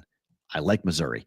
Auburn upsets Texas A&M, or either Kentucky or Arkansas upset Texas, and whatever team was upset wins the Texas A&M game. Texas versus Texas A&M. That's 8. I took the listening glasses off. It's 8 teams. They would all be 6-2 if that were to happen. That's not that hard to believe. That's not that hard to believe that could happen. Maybe the most far-fetched is Missouri beats South Carolina. That's a 14-point spread. Yeah, I guess that's. I don't even know if I want that to happen or not, but there better be a plan. And there's not. I feel like they're making it up as they go. Well, let's put all these teams together. Don't worry about the schedule, who plays who. We already have it figured out. I agree with Rock. It's not even that crazy for that to happen. I agree. It's not that nuts for that to happen. For that scenario what we just laid out is not that crazy. So then they can go, all right, who do we want in? They're all tied. Just pick them, and them. Done. 4. Well, you'd have the SEC champion, and then you'd have the SEC loser, championship loser. Those two would be in. And then you would go and take, although 3 losses. No, it's not. You heard Allan say it. You can't penalize a team for getting there with 2 losses and losing the game. They're in the SEC championship game. They lose a close game to the winner. He's in the SEC. Allan Bell is as big of a homer as I am. Well, that's what they're going to use to put them in. You're going to have that spin. That's the spin you're going to use for the college football playoff. Yeah. Yeah. That's happening in the worst case for Big Ten schools. I know this, Whitrock. I've talked. Thank you, Kevin. I appreciate 100%. That. That's what's going to happen. One team's going to get in from the Big Ten. No. That's it. One. Cut it out. There's no way that one team is getting in. So again, every favorite team, meaning Georgia wins and everything's going to happen. All favorites win this weekend, except Missouri beats South Carolina, Auburn beats A&M, or Kentucky this week, or Arkansas this week, or Kentucky next week. And then if whatever team got upset wins the Texas A&M game. Maybe Florida can take out LSU this weekend. Can that happen? Yes. They're only 4-point dogs. Yes, that can happen. Yeah, Zach, good point. If this happens, it'll guarantee an SEC Super Conference. Yeah, you're right. If there are 6 teams at 6-2 and 2 of them get left out, you're right. Yeah, there'll be a bunch that will push for a Super Conference. And then what will they do? Just Zach? No, I think what they do is go to 16. I think the push would be to go to 16 first before they do the Super Conference, the 30 or 40 conference unit. I think they will have. Conference is coming. It is, but it's coming in different ways. 2020 is how it's going to come. Who's the SEC going to pick to go with them? It's a great question. Clemson, probably. No, they're going to pick the Miami. Big Ten. No. Big Ten, SEC. The Super Conference is going to be a 20-team Big Ten, a 20-team SEC, and a 20-team Big 12 ACC hybrid. Those are your 3. 60 teams. Those are your 3 Super Conferences. So they'll take Clemson out of the ACC. The other ACC schools will merge with the Big 12 schools, and then everyone else, like all the states, the Iowa states, the Kansas states of the world, will have to go and play with the Mountain West Conference. Chaos. AJ Hinch said it in the playoffs and for the baseball, for the Tigers. We're going to get chaos. Number 1, Oregon's laying 13.5 at Wisconsin. We talked about Dan Langing's ability to blow teams out when he's favored by 2 touchdowns or more. This is now down to 13.5 for 14. Whiskey, have any shot? Was the weather impactful? Not that I've seen so far. Yeah, I haven't seen it. You guys in Wisconsin or anywhere close, if you want to add to the show, give us a weather report. I don't know, 13.5, 51, 51.5. 53, fine, right? 53 and sunny. We're all good. I think you can take Wisconsin off the list of Big Ten teams that'll be in the playoff then. Sorry, jump around this. House. Yeah, you get housed. BYU's down to 2.5. According to a luck factor, BYU is the 3rd luckiest team in all of college football. I love this. Here we go. The luck factor. Lucky Charms. Yep. Magically delicious. It's going to be magically delicious. Syracuse was number 1. Syracuse is the luckiest team in college football. Arkansas State's number 2, and BYU is number 3. Syracuse is lucky? Yeah, because Syracuse doubled their win total, and they shouldn't have. They got lucky. Against UNLV, they got lucky. Like, they got a lot of bounces. I would concur with that. Yeah. Syracuse has gotten lucky. Doesn't feel like it. I mean, they're going to get smoked this week at Cal. Yeah, Syracuse is. I'm rooting for BYU. You remember, said it to you last night, said it to you this morning in a text. This is Providence. This is Providence basketball team. 2 years ago, everybody had to pick against them. The content space, all the rhombuses, the parallelograms are lining up in droves, coming to take out BYU and the BYU Cougars. They're coming to get him. They're coming to get him. I swear, I hope BYU wins so much this week. Oh boy, a lot of KU money line money. Wait. A lot of KU money line money. Man, nothing personal, Kansas. Nothing personal, Jayhawk fans. You got a really good basketball team. And listen, you're playing better. You won another game last week. Dogs. Go, you can go there, win. I'm rooting for BYU. That one's personal. Boise's laying 14 at San Jose State. Danger spot for Boise? Overlooked spot? I mean, I do like 1,000 shows all week. This is literally the first time that I've even mentioned this game. I have no idea. What, you think Boise could lose? Yes. Or is this you rooting for this to happen? I'm rooting for it, but it could happen. San Jose State's got a hell of a wide receiver. They got offense. I mean, this is a road game that you could just kind of overlook it. And all of a sudden, Boise steps on their you-know-what, and they're gone, and they're out of the conversation. Really? It's annoying because Colorado State controls their own destiny for the Mountain West Conference Championship game. UNLV does not. So they got to lose. CSU needs to lose. Oh. So the way that UNLV right now, the way they would get in is this is Boise and San Jose State. What does that have to do with Colorado State? Because to play for the Mountain West Conference Championship game, UNLV is behind CSU. Because CSU does not play Boise or UNLV this year, and they're undefeated. Yeah, what is that talking about? You're talking about this game because Boise is looking ahead to winning the conference championship. They overlook San Jose State. They're not looking at this. They're looking ahead. So Colorado State's in, you think? That's the team they're going to play in the Mountain West, not the rematch against UNLV. So we want to cheer against them. But there's 4 teams, top 4 teams to the Power 5 is Boise State, Tulane, Army, UNLV, right? Yeah. Army's going to lose to Notre Dame. They're going to be gone. Okay. Tulane could lose to somebody, and then Tulane would be gone. Okay. And then Boise could lose this game, and then UNLV could make it without even playing in the conference championship game. Potentially, UNLV can make it but they have 2 losses, so you need Boise to have a matchup with Boise and then beat Boise in the Mountain West Conference Championship. It's just interesting to see. Boise's got Genty might be making some business decisions. You're right, Anderson. It's possible he might be starting to go. Okay, I'm good. I'm not winning the Heisman, so. I mean, Travis Hunter, the money on Travis Hunter has poured in. He's now minus 115 to win the Heisman. Oh. Not Genty. So just watch it. SMU now is laying 19 against Boston College. Style points? BC ain't got a shot, I guess, right? I mean, they changed quarterbacks. Castellano left the program. 6. Said, peace out. Oh, they got the money they wanted, though. It's down to 18. Okay. So yeah, just hit refresh. Big number. That's a big 18. number. I saw SMU play 2 games this year, and they look pretty good. They look like they should run BC out. Severely underrated. Emerson, we're doing this show. Stop it. I saw your text. Yes. There's 4 of them. Relax. We're on the air. Is that what that is? That yes. My phone's blowing up. Yes, I have. Yes. He's trying to make plans for Vegas in 4 fucking weeks. Relax. Does he want to sit in a sauna together? I don't know. Just relax. Take a breath. Calm down. We're doing the show. Hit the vape and relax. We'll text you after the show's over. Relax. Pretend like you're not doing it, but do it. Right. And have Fitzy call you out on the air for doing it. Holy crap. Jacksonville's going to get crushed this week. They are. One more SEC school. Missouri, South Carolina. You think Missouri's live to win a game? Everyone's on South Carolina. Everyone is on South Carolina. I'm like, I've seen this before. I've seen this story before. Okay. 14 at home. So maybe Missouri covers. You don't think they can win a game, do you? I think they win the game, yeah. Missouri wins a game outright? Everyone's too high on South Carolina. I like South Carolina, but my God, it's everyone, everywhere. Easy W. Housing Missouri. Going to beat them by 30. Crush them. Blah, blah, blah. Okay.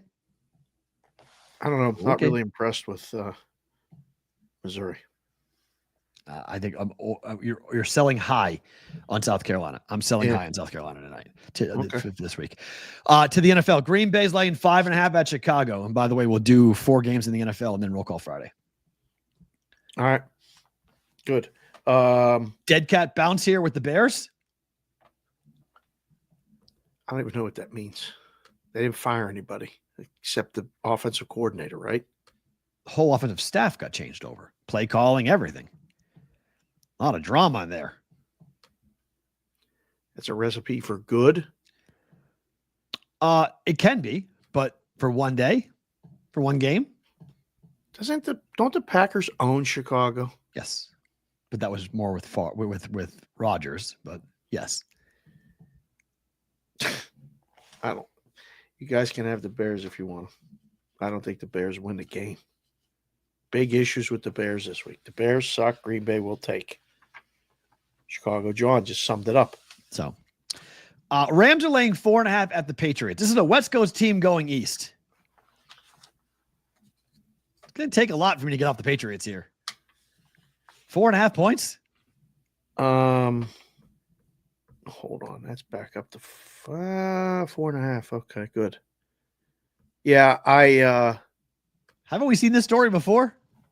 I sent the plays in for the Betta show and have the Patriots plus the points. It was 5 when I did the video. So offensive line for the Rams sucks right now. And Patriots just sacked. I was just going to say, like, I don't. So, like, when I do the numbers, I do next week's numbers. Right, me and the doctor used to sit at the bar at the M before I went home on Sunday and do the games right after. So we had the afternoon games going on. It was second half. We hadn't seen a Sunday night game yet, and we would take the blank sheet and do our numbers. Okay. And after the Patriots kicked the Bears' ass, and I literally watched a lot of that game, and then the Rams played on Monday night. I had 3. I had Rams -3. Okay. Because I said, if they want to lay that, then let them. But I was surprised it came 4.5, 5. I mean, that was the look ahead, and it didn't come down yet. So early start, 1 p.m. kick. The bad game at home on a Monday, short week, and then you go on the road to a team that can't play defense. Like, the game's a field goal game. So, I don't know. This will get you one step closer with another win. Patriots could win. If they win. 3 or 3.5. Where is the Ravens line going to close? 3. 3? Yeah. Okay. Nobody's getting off of the 3. What do you mean? They're off of it now. DraftKings is off of it. DraftKings is off of it now. They're experimenting. It's -102, even money, whatever they're doing. I don't know what they're doing. Okay, but they're off of it right now. DraftKings is, I don't know. I'll reserve judgment because I don't want to get anybody in trouble. But good luck. They just don't. You heard Adam yesterday. Yeah. And if you didn't hear Adam Bjorn, go back on the YouTube channel, watch the show, listen to the show yesterday. Adam sat in the back of a Ram truck outside of Jerry's World in Dallas and talked to us about the games. This can't fall 3 for the books. I still think Pittsburgh wins a game. Until further notice, yes. This is a complete stay away, except for the total. You like the total? Under? Really? Wow. 48 and a half. We're going to have Lewis there. We're going to have Ravens Steelers is 48 and a half. It's a different beast now.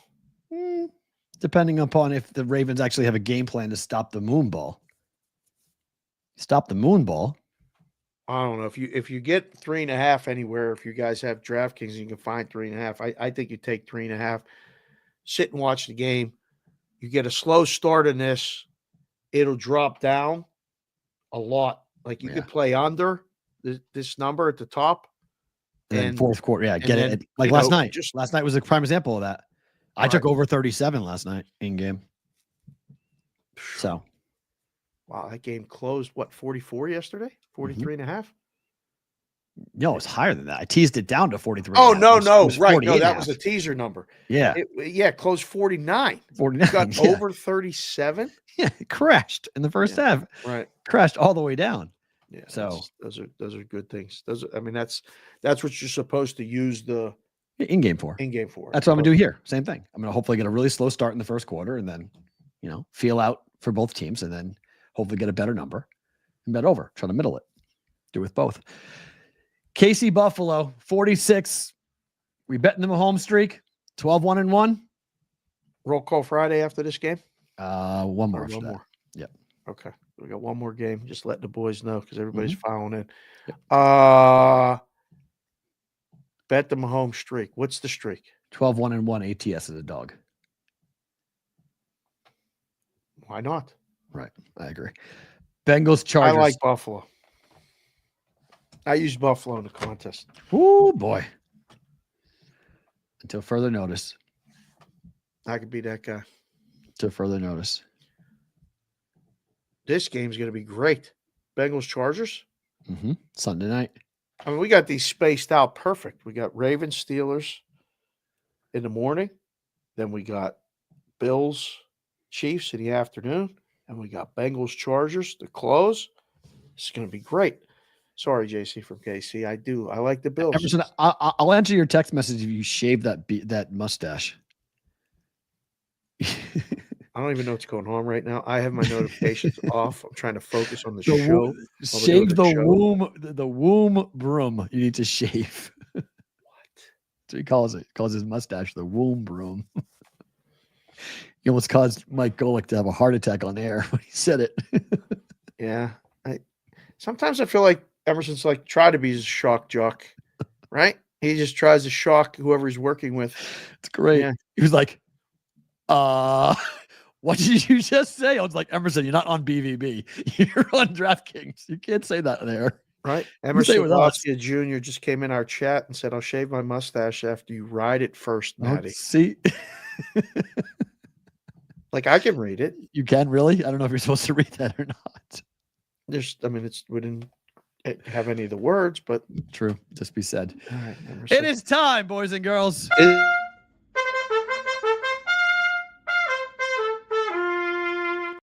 We have not done a roll call Friday in a while. We had Del Mar, we had hospitals, and now we're back. We need a 3-digit area code from each and every one of you, from where you're watching the show from. You can put any comment in there after it. If you put a super chat in there, it guarantees it comes up a different color depending on the denomination of that. There's an example of a super chat. Thank you, Dave's Daily Picks. Don't have time today to stick around. Love you guys. Matt, continue to get healthy. Dave, the kids always knows. 317 Lebanon, Indiana, which I still think we're coming to Indiana at one point to do a show. Working on that. All right. We got weather. We got weather predictions. You can put whatever you want. Yes. I mean, we'll get ready. I don't know. No, I don't know.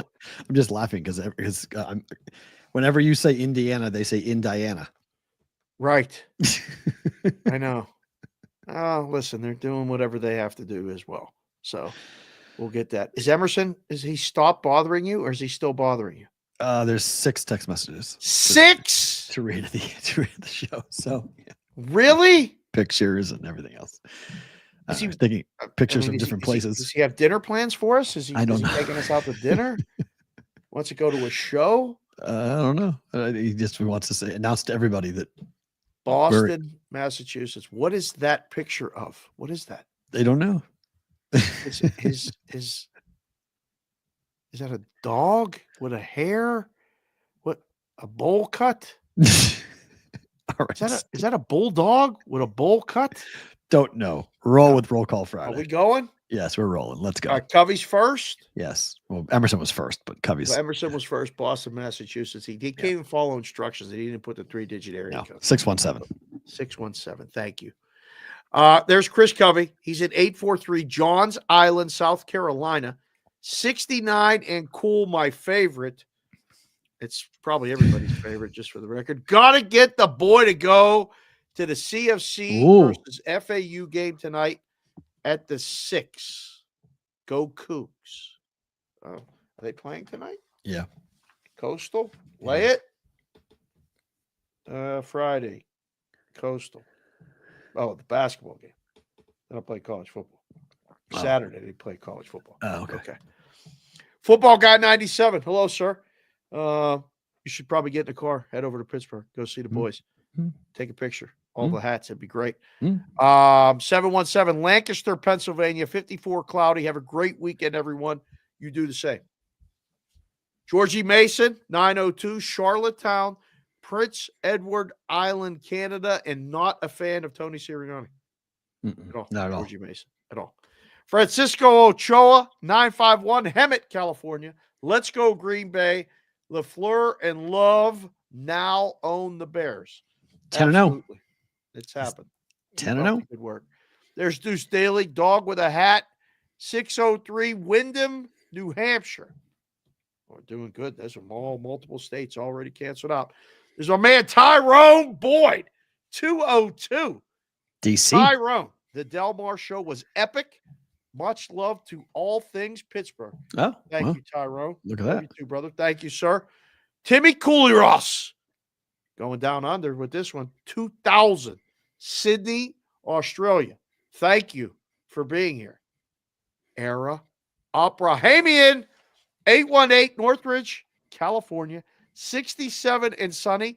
And still blocked on the Twitter by Matt Peralt. Somehow, some reason you have Era blocked. And he asks me all the time, Era, I don't know. I don't know either. Tell me why I blocked you. Get on the Discord. Tell you why I blocked you. BVBshow.com. Nobody knows. JC from KC, 216, Cleveland, Ohio, 50 degrees. Go Browns.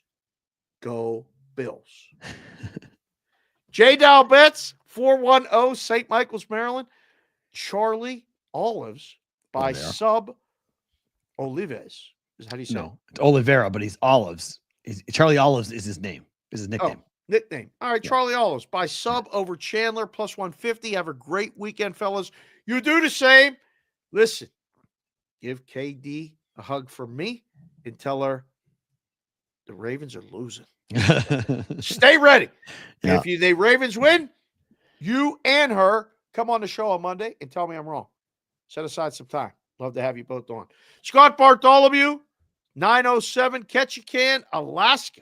I love when Bartholomew's here. Did Bartholomew change his avatar? To Chargers 10 for Herbert. Oh. I didn't know Bartholomew was a Charger fan. But thank you for always getting Alaska into the roll call. Appreciate the hell out of you, sir.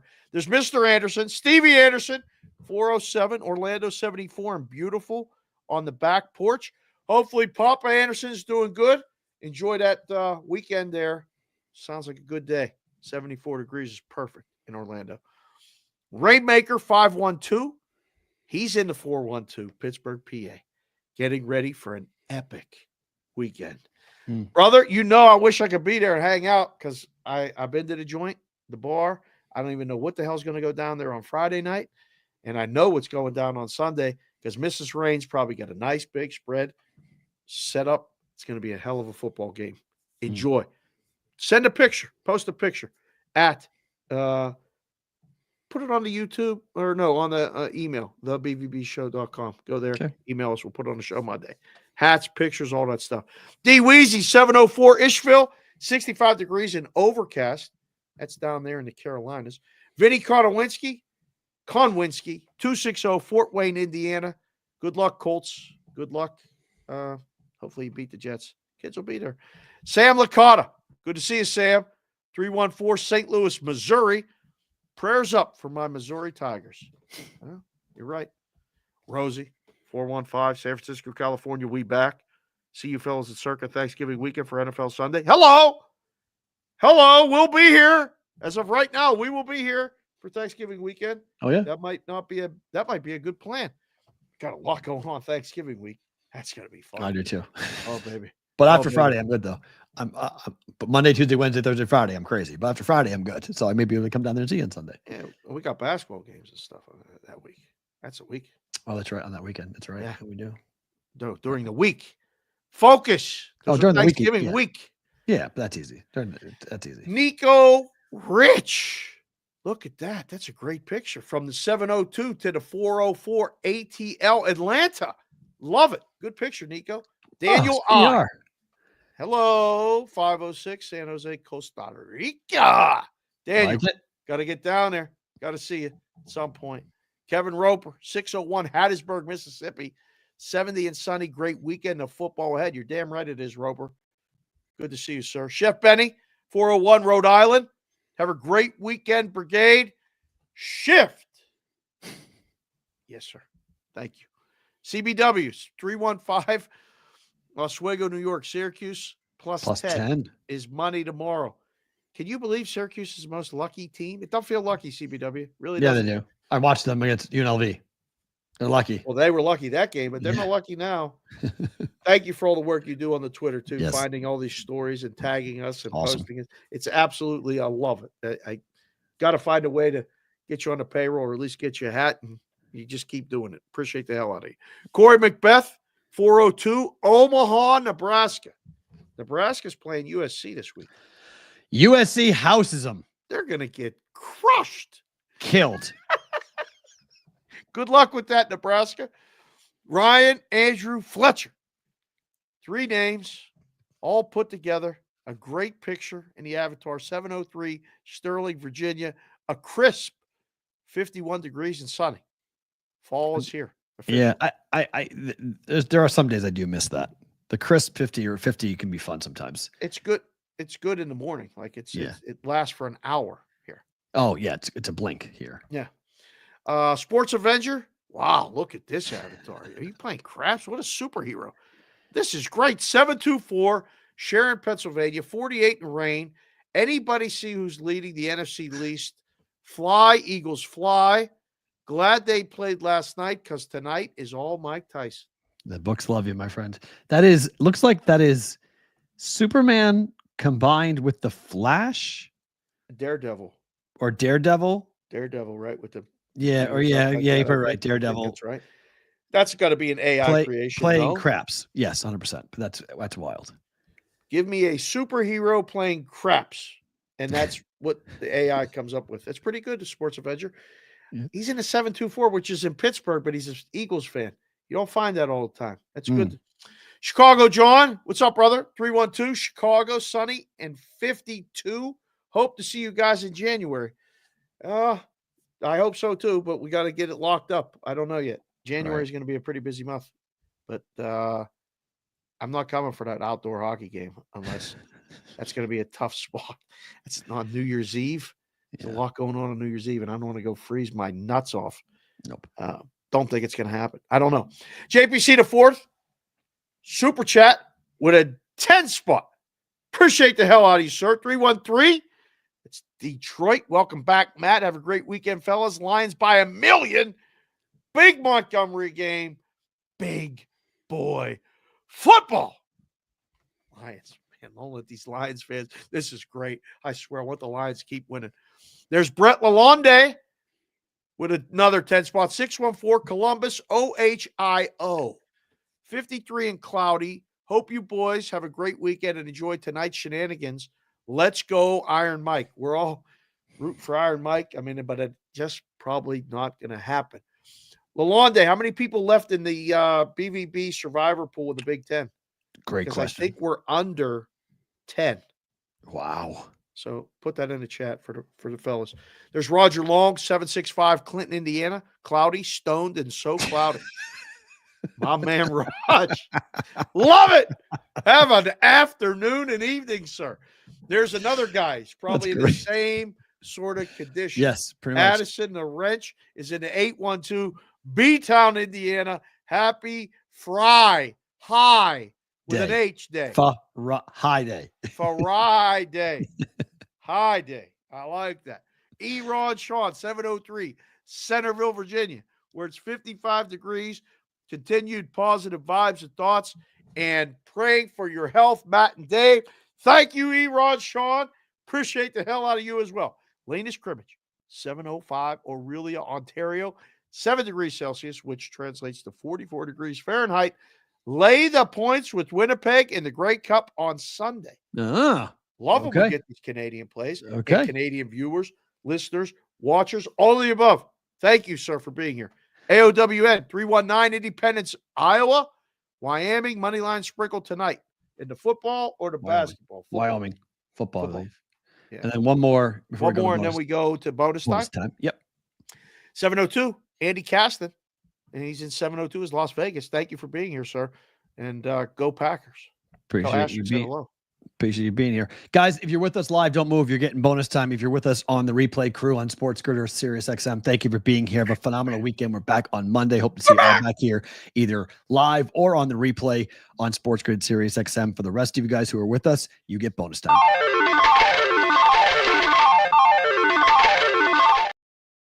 Okay. Left off with Andy Caston. I know. I'm just trying to scroll and see how many we have a bunch going on. Okay, there you go.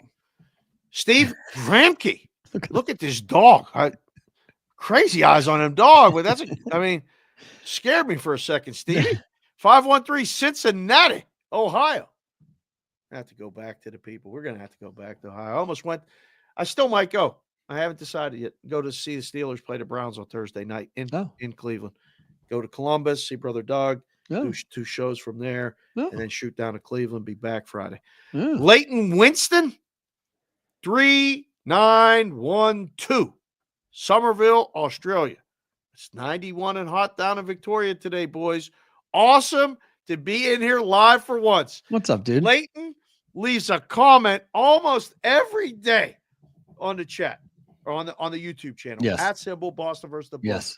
My man, we got to figure out a way to ship to Australia because I got to get you, and there's another guy down there. I got to get an Australian looking hat. I don't know what colors yet. Green. Yep. Green and yellow, something like that.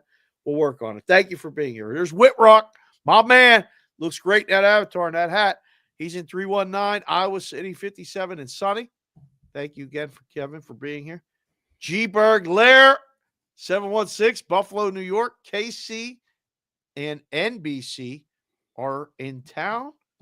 We're going to need more tables. Go Bills. Let's go Bills. Yes, sir. Tim Campbell, 814, typical rainy fall day here. We are Penn State. We are going to smoke Purdue Zass on Saturday. Shut them out. Purdue's only scoring 10 points max.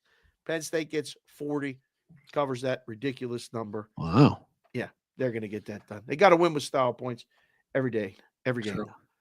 Keep trying to keep them out. Can't keep them out with win the rest of the games. Santana, 928, Yuma, Arizona, Bird Gang. Excellent work. Mikey, awesome. The Wrench, 757, ODU. He's my favorite thing about today. Unbelievable job he did this morning. We'll get to that in a second. Mikey, awesome. The Wrench, 757, ODU, Brigadeville, Virginia. JMU game tomorrow. Glad hashtag Roll Call Friday is back. You and us both. I heart the BVB Brigade. Excellent. Douglas Patton on the bike. Andover, Mass. 978 Ballardville? Vale. Close. Ballardvale. That's the neighborhood I grew up in. Really? Yeah, I grew up on. I grew up on right there. Yeah, I grew up on Andover Street in Andover in Ballardville. So he's like literally like around the corner from where I grew up. Yep. How about that? That's pretty cool. Thanks, Dougie. That's 49 and in Ballardville. The Juice, 602, Phoenix, Arizona, 68 degrees. My wife just reminded me it's my birthday tomorrow. I should have a chance for a title shot. Lock up Ohio plus 12.5 CBB and Malik Beasley over 1.5 assists in the NBA. Listen, all that props is good. I'm worried about the title shot for you, Juice. It's a problem when you forget your own birthday. If you forget her birthday. But if she reminds you of it, then I actually think you got a decent shot. I think I make you the favorite. I'm making you the favorite, the Juice. Hey, you know it's your birthday tomorrow. That means we're maybe got a title shot. Listen, they smacked that thing at the end of the round. 10 rounds. 10 Stop. Minutes, 10 Will you seconds left. stop it? What are you doing? Stop it right now. End of the round. Let's go. Your daughter might be in here. Stop it. That's what they do. Stop it. The end of the round. Liz. John, 724, Greensburg, Pennsylvania. It's raining for 2 days. I don't miss that shit at all. No, God. Pitt needs a lot of help. Yeah. Pittsburgh and Baltimore will go to the last possession. It might. It could. It really might come down to the end. There's Mrs. JPC the fourth, bringing class to the show. 313 Detroit, Jaredgoff. That spells Jared Goff. Not Jagoff. Not that. That's okay. Thank you for being here. Vinko's back. Vinko Martin 7385 Croatia. Good to see you, Vinko. Ian lights out 718 Brooklyn, New York, 57 degrees, crisp and sunny, not moist. Good. D Stout 19507 Pipestone, Minnesota. Let's go Buffalo. Oh, it's going to be so hyped. Oh, my favorite thing about today is great. Underscore the Adam. I love this avatar. I'm not sure I like all those teams. I do at some point, though. I do have that soft spot for Boston. I always rooted for them. Underscore the 303 E Englewood, Colorado. 57 degrees and beautiful. Still a foot. Still a foot of snow on the ground? Damn. What the hell is that? Woo. Yeah. Amanda, when she said she flew over the Rockies, she said she was stunned how much snow there is in Colorado. She's like, there is so much snow in Colorado. I was like, really? She's like, yeah. Like the whole state is like under like a foot of snow. It's all white, the whole state. Yeah. Timmy Muccio, 732. Long Branch. Jake Paul via Mike Tyson DQ. Yeah, it's possible. You can bet it at Circa. Circa's got KO, TKO, or DQ at plus 135. It's not a bad bet. Ooh. Don't mind it. Okay. There's Marcella Unda, 504. New Orleans, Louisiana, a brisk 72. Yorkie Morris, 702. Enterprise, Nevada. Fly, Eagles, fly. Yorkie, the Eagles game is already over. Send the next winner. I'll see you Saturday at the Sun. No, you won't see me Saturday at the Suncoast. I ain't going. I'm watching the UFC fights. PB 941, Venice, Florida. 82 degrees and sunny. Welcome back, P-Roll. It's old-fashioned Friday. You're damn well it is. Go Pats. For the, 52 weeks in a year. We're almost 3 years into the show. PB has been here with us almost every Friday. Oh, yeah. Saying go Pats. Hell yeah. That's about 150th time in a row. Hell of a streak you got going there. I talked to somebody about us going to Florida to do a show at the Hard Rock. If we do, PB, you got to get your ass there. 100%. Let's go. Yeah. Eric Comrade, 270, Madisonville, Kentucky, 50 degrees, cloudy and chilly. Starting to get a little cold in other places. This is good. There's Gary Wyatt, no relation to Tyler Wyatt. But hi, Gary, 901. I don't know where 901 is. You know where 901 is? I'm not sure. Look. We got to dab it on the map. This is the first time we've ever seen it. Middle Memphis, Tennessee. Bam! I like that. Thank you, Gary. We needed that. Floodhouse, 203, New Haven, Connecticut. Connecticut even made the list today. P-Roll, how about that? I mean, those Connecticut people are all coming back because, man, those Huskies are a good basketball team. Fair. They're back. Everybody's back. Welcome back, Connecticut. I mean, Matt don't want you here, but no, you don't like Connecticut. That's fine. No. Double underscore aces underscore around. Double aces around is in 724 Blairsville, Pennsylvania, formerly Shade 724. Got locked out of my old account. I had to make a new one. Anyway, it's Steelers-Ravens weekend. Let's go Steelers. Double aces around, a.k.a. Shade 724. Thank you for coming back and getting another account made. Very cool. And that's it. There's your Roll Call Friday. Man! For us here on a busy, busy, busy Friday.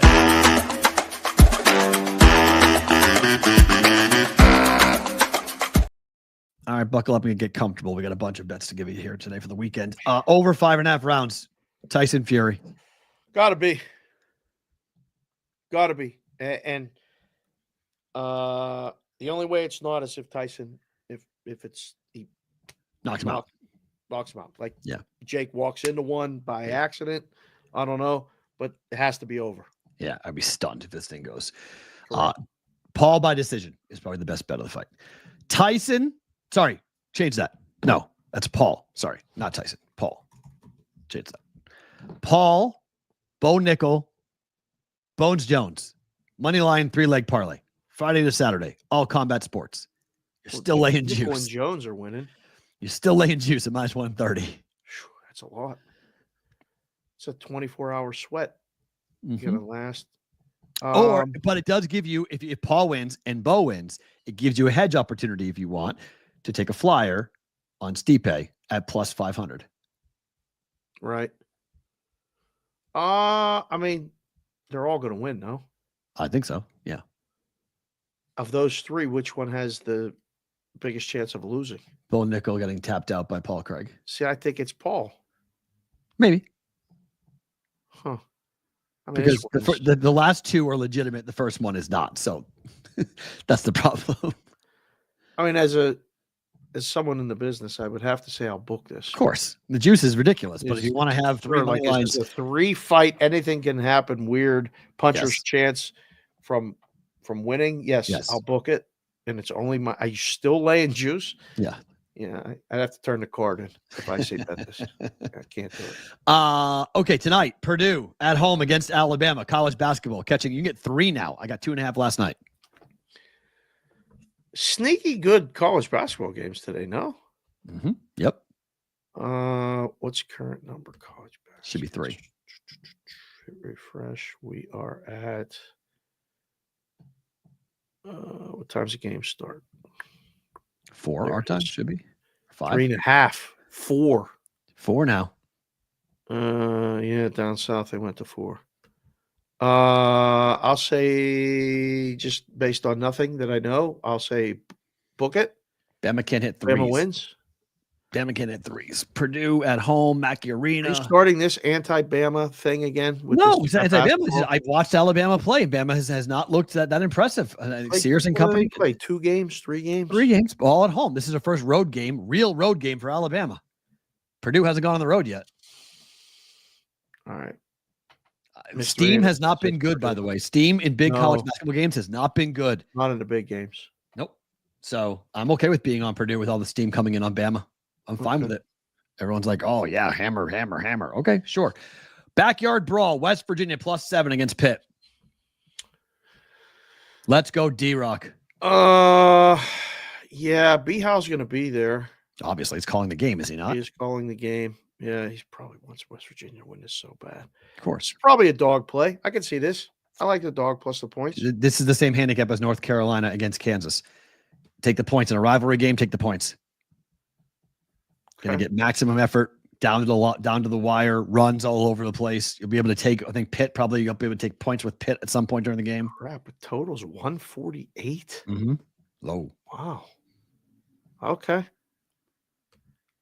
Huh. Yeah, by the way, KenPom has Purdue as a money line outright winner over Alabama.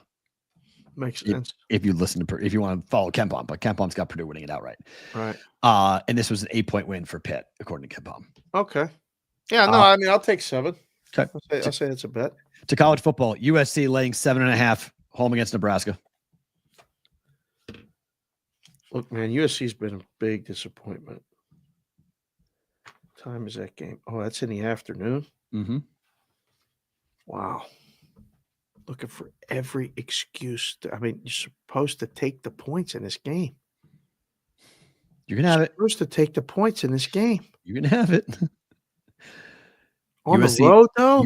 USC needs to put up a number here to get right spot for USC. Calm the natives down. Let's see, 401. I'll say take the points. I'll say this is just book it. Okay. Just take USC stinks. No, so does Nebraska. That's why I say take the points. If they stink, your team stinks. I wouldn't say USC stinks. They're not very good. In the same place, your team won by 3 points. Yeah, it was a hard game. They were good. If you say USC stinks, Penn State stinks. They're not very good. They have 4 wins. They have a losing record. Who? USC. Yeah, but they play games tight. On the road versus at home are 2 different teams. USC is a different team at home than they are on the road. It's on the road. I'll go. Nebraska. You're framing the argument for your own purposes. USC is not a very good football team either. I don't know. Again, your team went in there and won the game barely. You were down at half to this same USC team. I know. Okay? I know. Just saying. They're using that argument. I know. Lincoln Riley it's a need to put up a big number. Oregon laying 13.5 at Wisconsin. This has to be a bet. I don't think Wisconsin can be able to score enough points. Agreed. Missouri +14 against South Carolina. I don't want to miss in here. I don't know. I'll say book it because I think Missouri's not going to score much. Okay.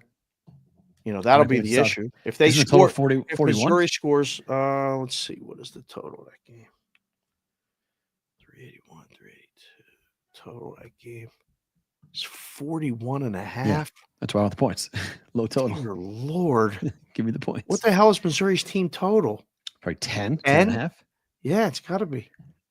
So, odd. All right. Ravens Steelers under 48 and a half. I hope you're right. And then need to be playing a 38-35 game. Let's play it. Let's play it 27-20. Yeah. It's a black and blue division. 21. Pittsburgh wins. That even seems too high. That even seems too high for me.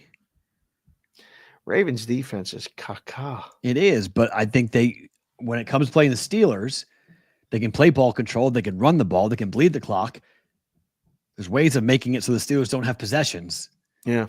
And, second down and 5, third down and 2, just methodically move down the field and then kick field goals. We'll see. Until further notice, Chiefs plus 2.5. No. I'll bet this one. I mean, I'll book this one. Bills win by 1. Bills win by 1. This game falls. 1 or 2. Take the hook. Take 2.5. Oh, if we were running a book, I'd throw you out of the office right now. 23-21. I literally would say, you're out. Go. Don't even say that. If this game falls, holy crap. That would be amazing. We'll have to cut the clip, put it out Sunday night if this thing falls 2. 1 or 2. If Buffalo wins by 1 or 2, man, there's going to be a lot of people in offices that I know are going to be very, very upset. That sucks. 1 or 2, you figure to be good. 2.5. Chargers money line, finally. Wow, interesting.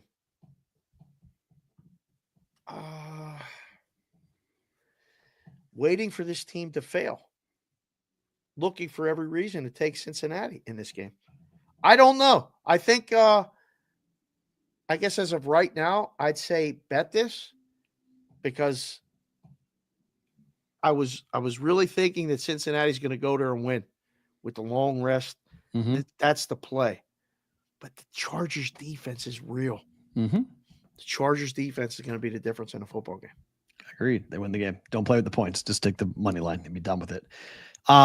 Do you have the doctor's parlay? They're asking. I don't. He didn't respond. Okay. So we don't. So the answer is no. You don't have it. I don't have the doctor's parlay yet, boys. Sorry. Favorite thing about today is what? So it's great to see Kylie in the chat. And I got all these women in the house, but two of them are back east. But we're talking last night as the replay comes on Sports Grid. And I start to say to Jess, she's exhausted. She had a long day at work. A lot of things happen. And she's like, are you going to watch this? I'm like, I just needed to make sure they're playing the right show on the replay. Mm-hmm. I said, but we did talk about you today. She goes, what? What did you talk about me for? And I said, we had a question.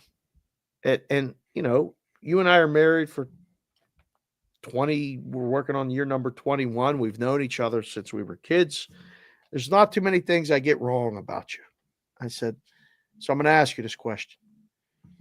If the Chiefs and the Steelers play in a football game, and we're going to sit here and watch it,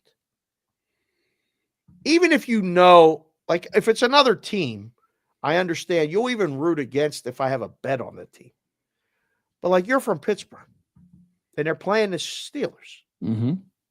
Who are you rooting for? She goes, oh, the Chiefs. Oh, my God. Immediately. And I went, wow. Listen. And I turn around and I go, I don't mind you keeping up the shtick. I said, but what are you doing? And she goes, I don't give a shit about the Steelers. I like the Chiefs. Oh, no. And I'm like, oh. Oh, no. Okay. I said, listen, people change. Okay. That's fine. And I still love you. I said, but I don't know if we could watch the game together. Said, they play on Christmas, right? In Pittsburgh. I said, are we having Christmas dinner together here? I mean, Pap ain't going to stand for this shit.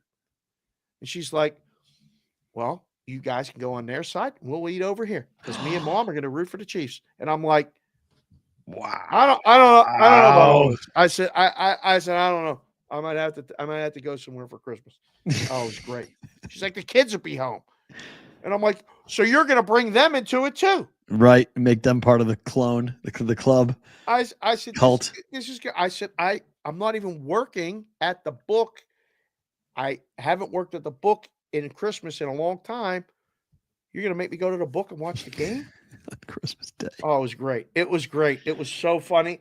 But it was my favorite thing about today. I said, I'm telling this on the show tomorrow. He's like, that's fine. Because I'm rooting for the Chiefs. Unbelievable. I got 3 things. The first, Justin has done 2 marathons. Put a picture of his foot on.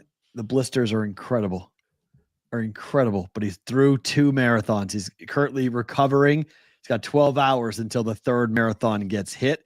He completed 1 marathon already in the cold of Antarctica and the heat of Cape Town, South Africa. They're on to Perth, Australia for a overnight run. It starts at 1:00 in the morning Eastern time here, and he will run the 3rd marathon in 3 days for the Great World Race. 2 down, 5 to go, 7 days in total, 7 continents. It's an insane endeavor that he is doing. But he's ran 2 marathons, 1 in the frigid cold and 1 in the heat. So now on to Australia, to Perth, Australia, to go run in a city for number 3. Unbelievable. Number 2, Amanda's having a really big meeting as we speak, and really want to wish her the best of luck with it. And she's gotten some big things. So it's a big day for her. So excited to talk to her once we get done with what's going on with her life. And then 3rd, Mikey Awesome. I don't get emotional all that often by stuff I see on the internet, but that got me this morning when I opened that up in the Roll Call Friday. I really want to say thank you. Really, really thank you. That touched me. That was really special. I've sent that to my entire family and said, this is what the show is. If you're ever curious as to what BVB is about, it's this. And taking all those tweets from people, and that was really, really special. So I hope you're still in the chat. Thank you, man. It really meant a lot to me this morning to do that. And you guys all mean the world to me, but Mikey, my God, thank you for taking the time to do that. That was really special. And I'm glad you guys were excited to have Roll Call Friday back. We're psyched to be back with Roll Call Friday for us here. We got a lot coming at you next week as we roll. A lot of big games this weekend, Saturday and Sunday into Monday. Big package supposed to be coming in the mail. I can't wait till this package comes in the mail. You know what I'm talking about. Talking about what we have in store for next week. Yeah. Wow. Don't hold your breath. Unfortunately, don't hold your breath. He is Dave. I am Matt. Have a great weekend, Brigade. We'll see you all on Monday to recap it all on a Monday's Bostonian versus the Book. Go Steelers, go Bills.